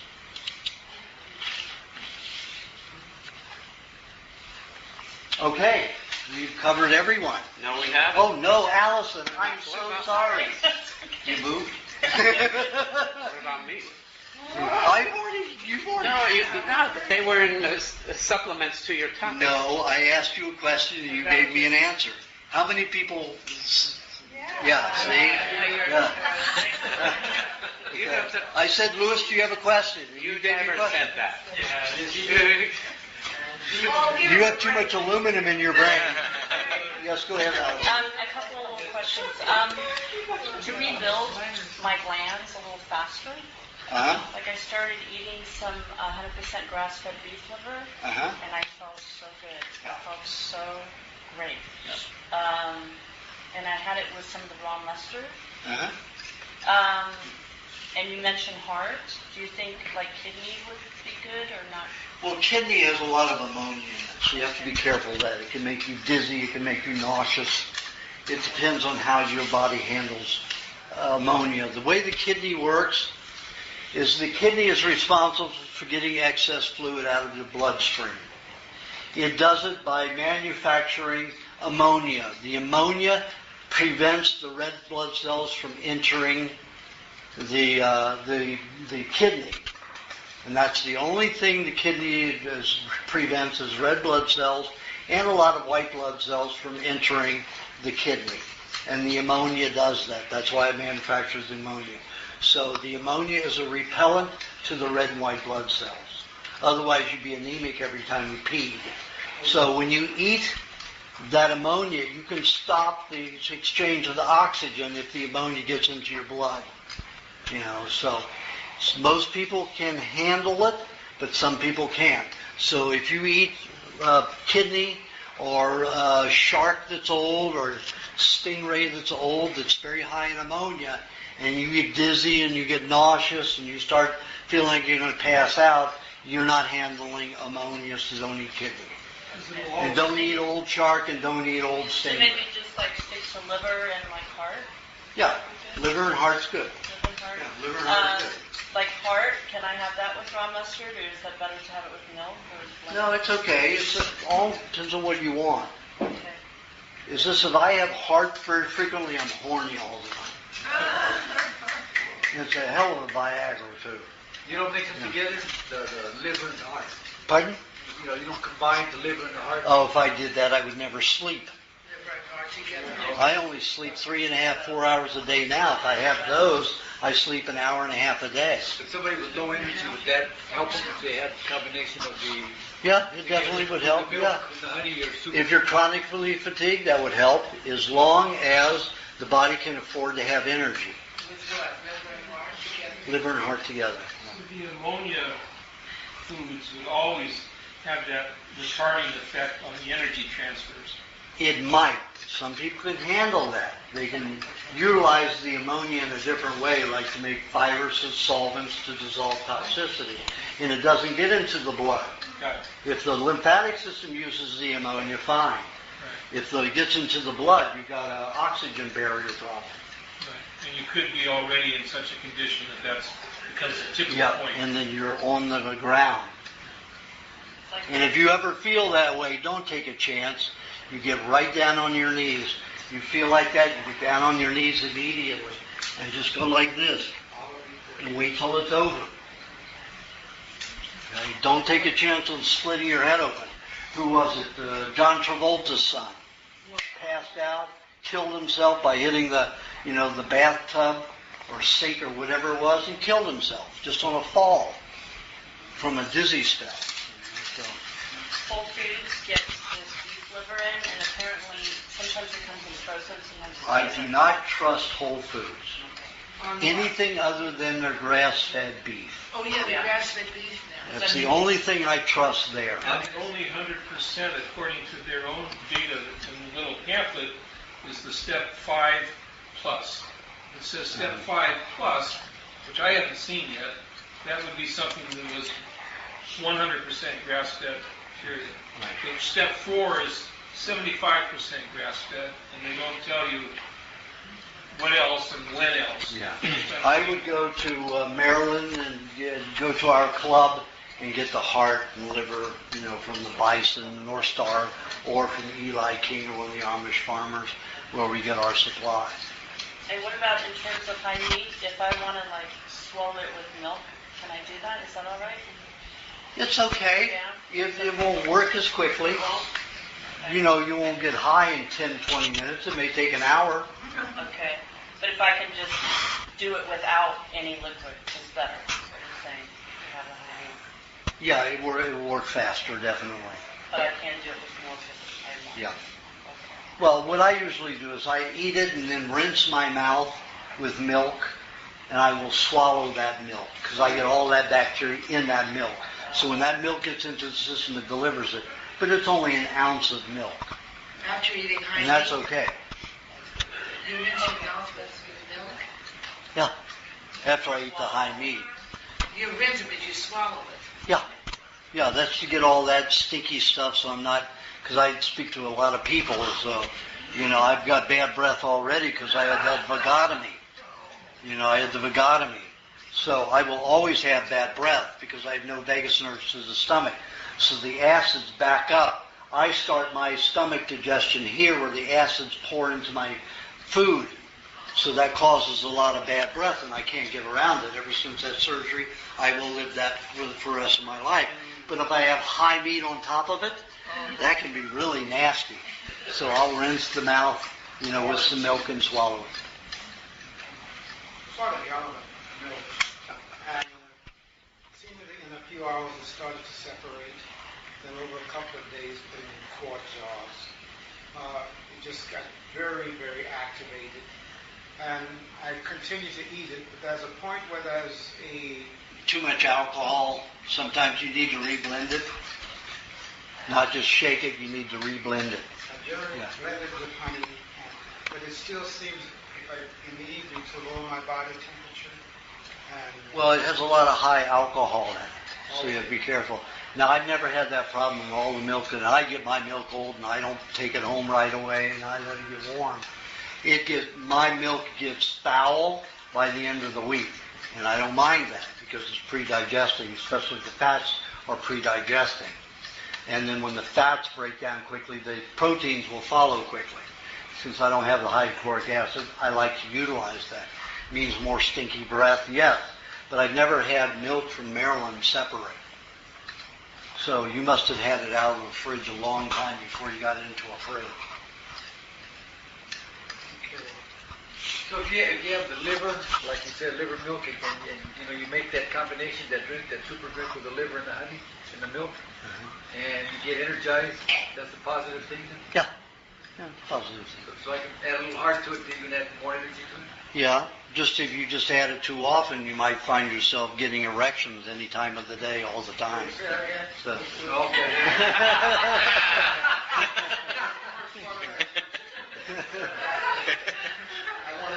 You might find yourself getting horny times of the day that's not convenient. Will that happen for women? Yeah. Especially. Not especially. From the heart combined with the liver. Why is it? Does the heart have more hormones than the liver does? Well, the heart's used. Remember, the penis is a muscle. The clitoris is a muscle. Okay, and that heart is all muscle. The liver's all muscle, and if you have them together, it creates swelling in the muscles. A lot of blood into the muscles, and that's what an erection is. You've got a penis full of blood, a lot of blood. Are you also saying the heart is more acidic? Has more. The heart, remember, is pumping. Its muscles are going. The liver is just undulating. And filtering. You know. Pardon? And filtering. The liver? Not supposed to be a filter. That's only because we're so toxic. Every part of the body becomes a filter, not just the liver. We're dumping poisons everywhere into every part of the body, not just the liver.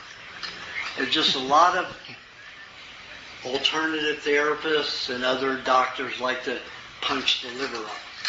Say, well, you got to take care of the liver. Just to get a way to get you to do what they want you to do, and they'll bullshit you to get there. Every part of the body is a filter. Any place you can store poisons is a filter. And your body stores it everywhere. The liver is one of the last places it wants to store it. It'll be one of the last places to get toxicity. So for a non-toxic body, what's the liver doing? The liver does one thing, it makes bile to digest fat. That's all it does. If your liver is not working, then you don't have good, then you can't digest fats. That's correct. Not without help. The liver and heart drink or whatever, eating it. You said if you have chronic fatigue, it depends on if your body can handle having that energy.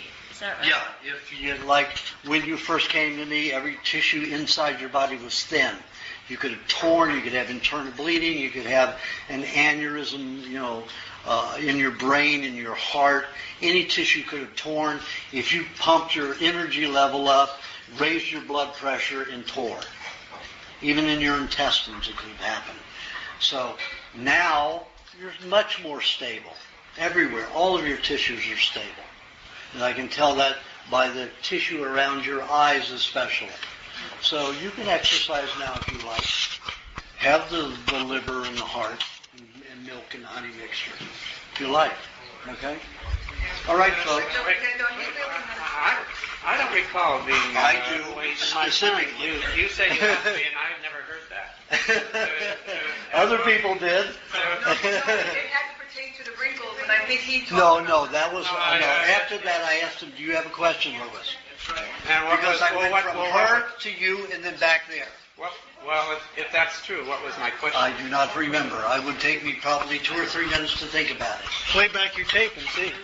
Yes, play back your tape and you'll find it. Yeah. But go ahead and ask a question, Louis. Oh, thank you. Okay. I'm trying to get clarity as far as following the general structure of the primal diet. You have it laid out in your recipe book as far as following a cycle. That's a general one that I haven't given people specific. Yes. So do I?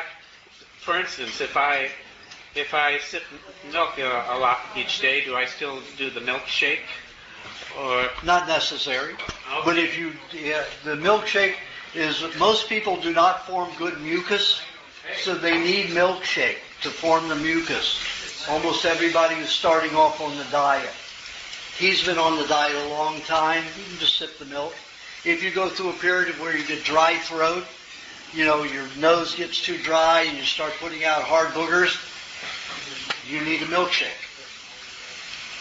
Okay, and likewise, eating cheese on a regular basis. At one time, you suggested one could eat a tablespoon and a half of cheese with honey. After a meat meal. Only after a meat meal. 5 minutes only. 35 minutes after a meat meal. 35 minutes. Guys. 35 minutes after a meat meal. That is your mineral supplement. Hello, everyone. Keep it down. You're still talking. Okay, go ahead. So that is to get your mineral supplement. You will not digest raw, no salt cheese unless there's honey with it. Yes. Or pineapple or something like that. Okay. But honey's the best one to digest and utilize the minerals in a stable way. If you have pineapple with the cheese, it's going to use it as a fuel. And that's a waste of those concentrated minerals as far as I'm concerned. Pineapple with cheese, yeah. Delicious, though. And that's okay to eat it. But I mean, when I have people eat honey with their cheese after a meat meal, that's for stability. Those minerals are for stability, not for energy. Same goes with any other fruit. If you like the pineapple, like an apple with cheese would be the same as the pineapple? Not quite. But similar. Yeah, similar. You've got the bromelain in the pineapple, and the acids as well as the sugars. So it's going to be a big fuel builder. Apple will be more of a cleanser. Or any other fruit. The pectin with it. Yeah. None of the other fruits would be as good as the honey. In other words, no, it won't. It won't be a mineral substance to be able to use to stabilize the body. Only honey will do that. Okay. All right, folks. I wanted to say, is Bikram or yoga place okay to go? They heat their room with that heaters. Get near the window. Whenever I went there, I would crack the window like that, and I did my exercise right at the window. There's no window to crack. They have a closed door. It's well selling. Then I would find a place that does it, that has Bikram yoga. There's a place in Santa Monica. It's Olympic and Colby. They don't have no window. There's another place in Santa Monica. There's another place in Santa Monica where I went, and it's a very nice studio, and they have 4 sets of windows on one wall. Santa Monica, what's the boulevard? Santa Monica. Let's see. I think it's on.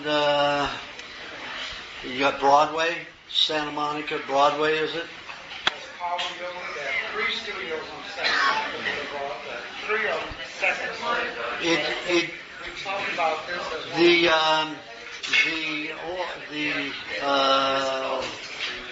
The Radio Shack. It's near the Radio Shack. Bikram's other studio, I'll call them. That's Bikram's studio. Well, I don't know. They do Bikram yoga. I don't know what the studio. I don't remember what the studio is called. It's been 10 years since I've gone. I went because there was a girl that took me. My girlfriend wanted to take Bikram yoga. That's the only reason I.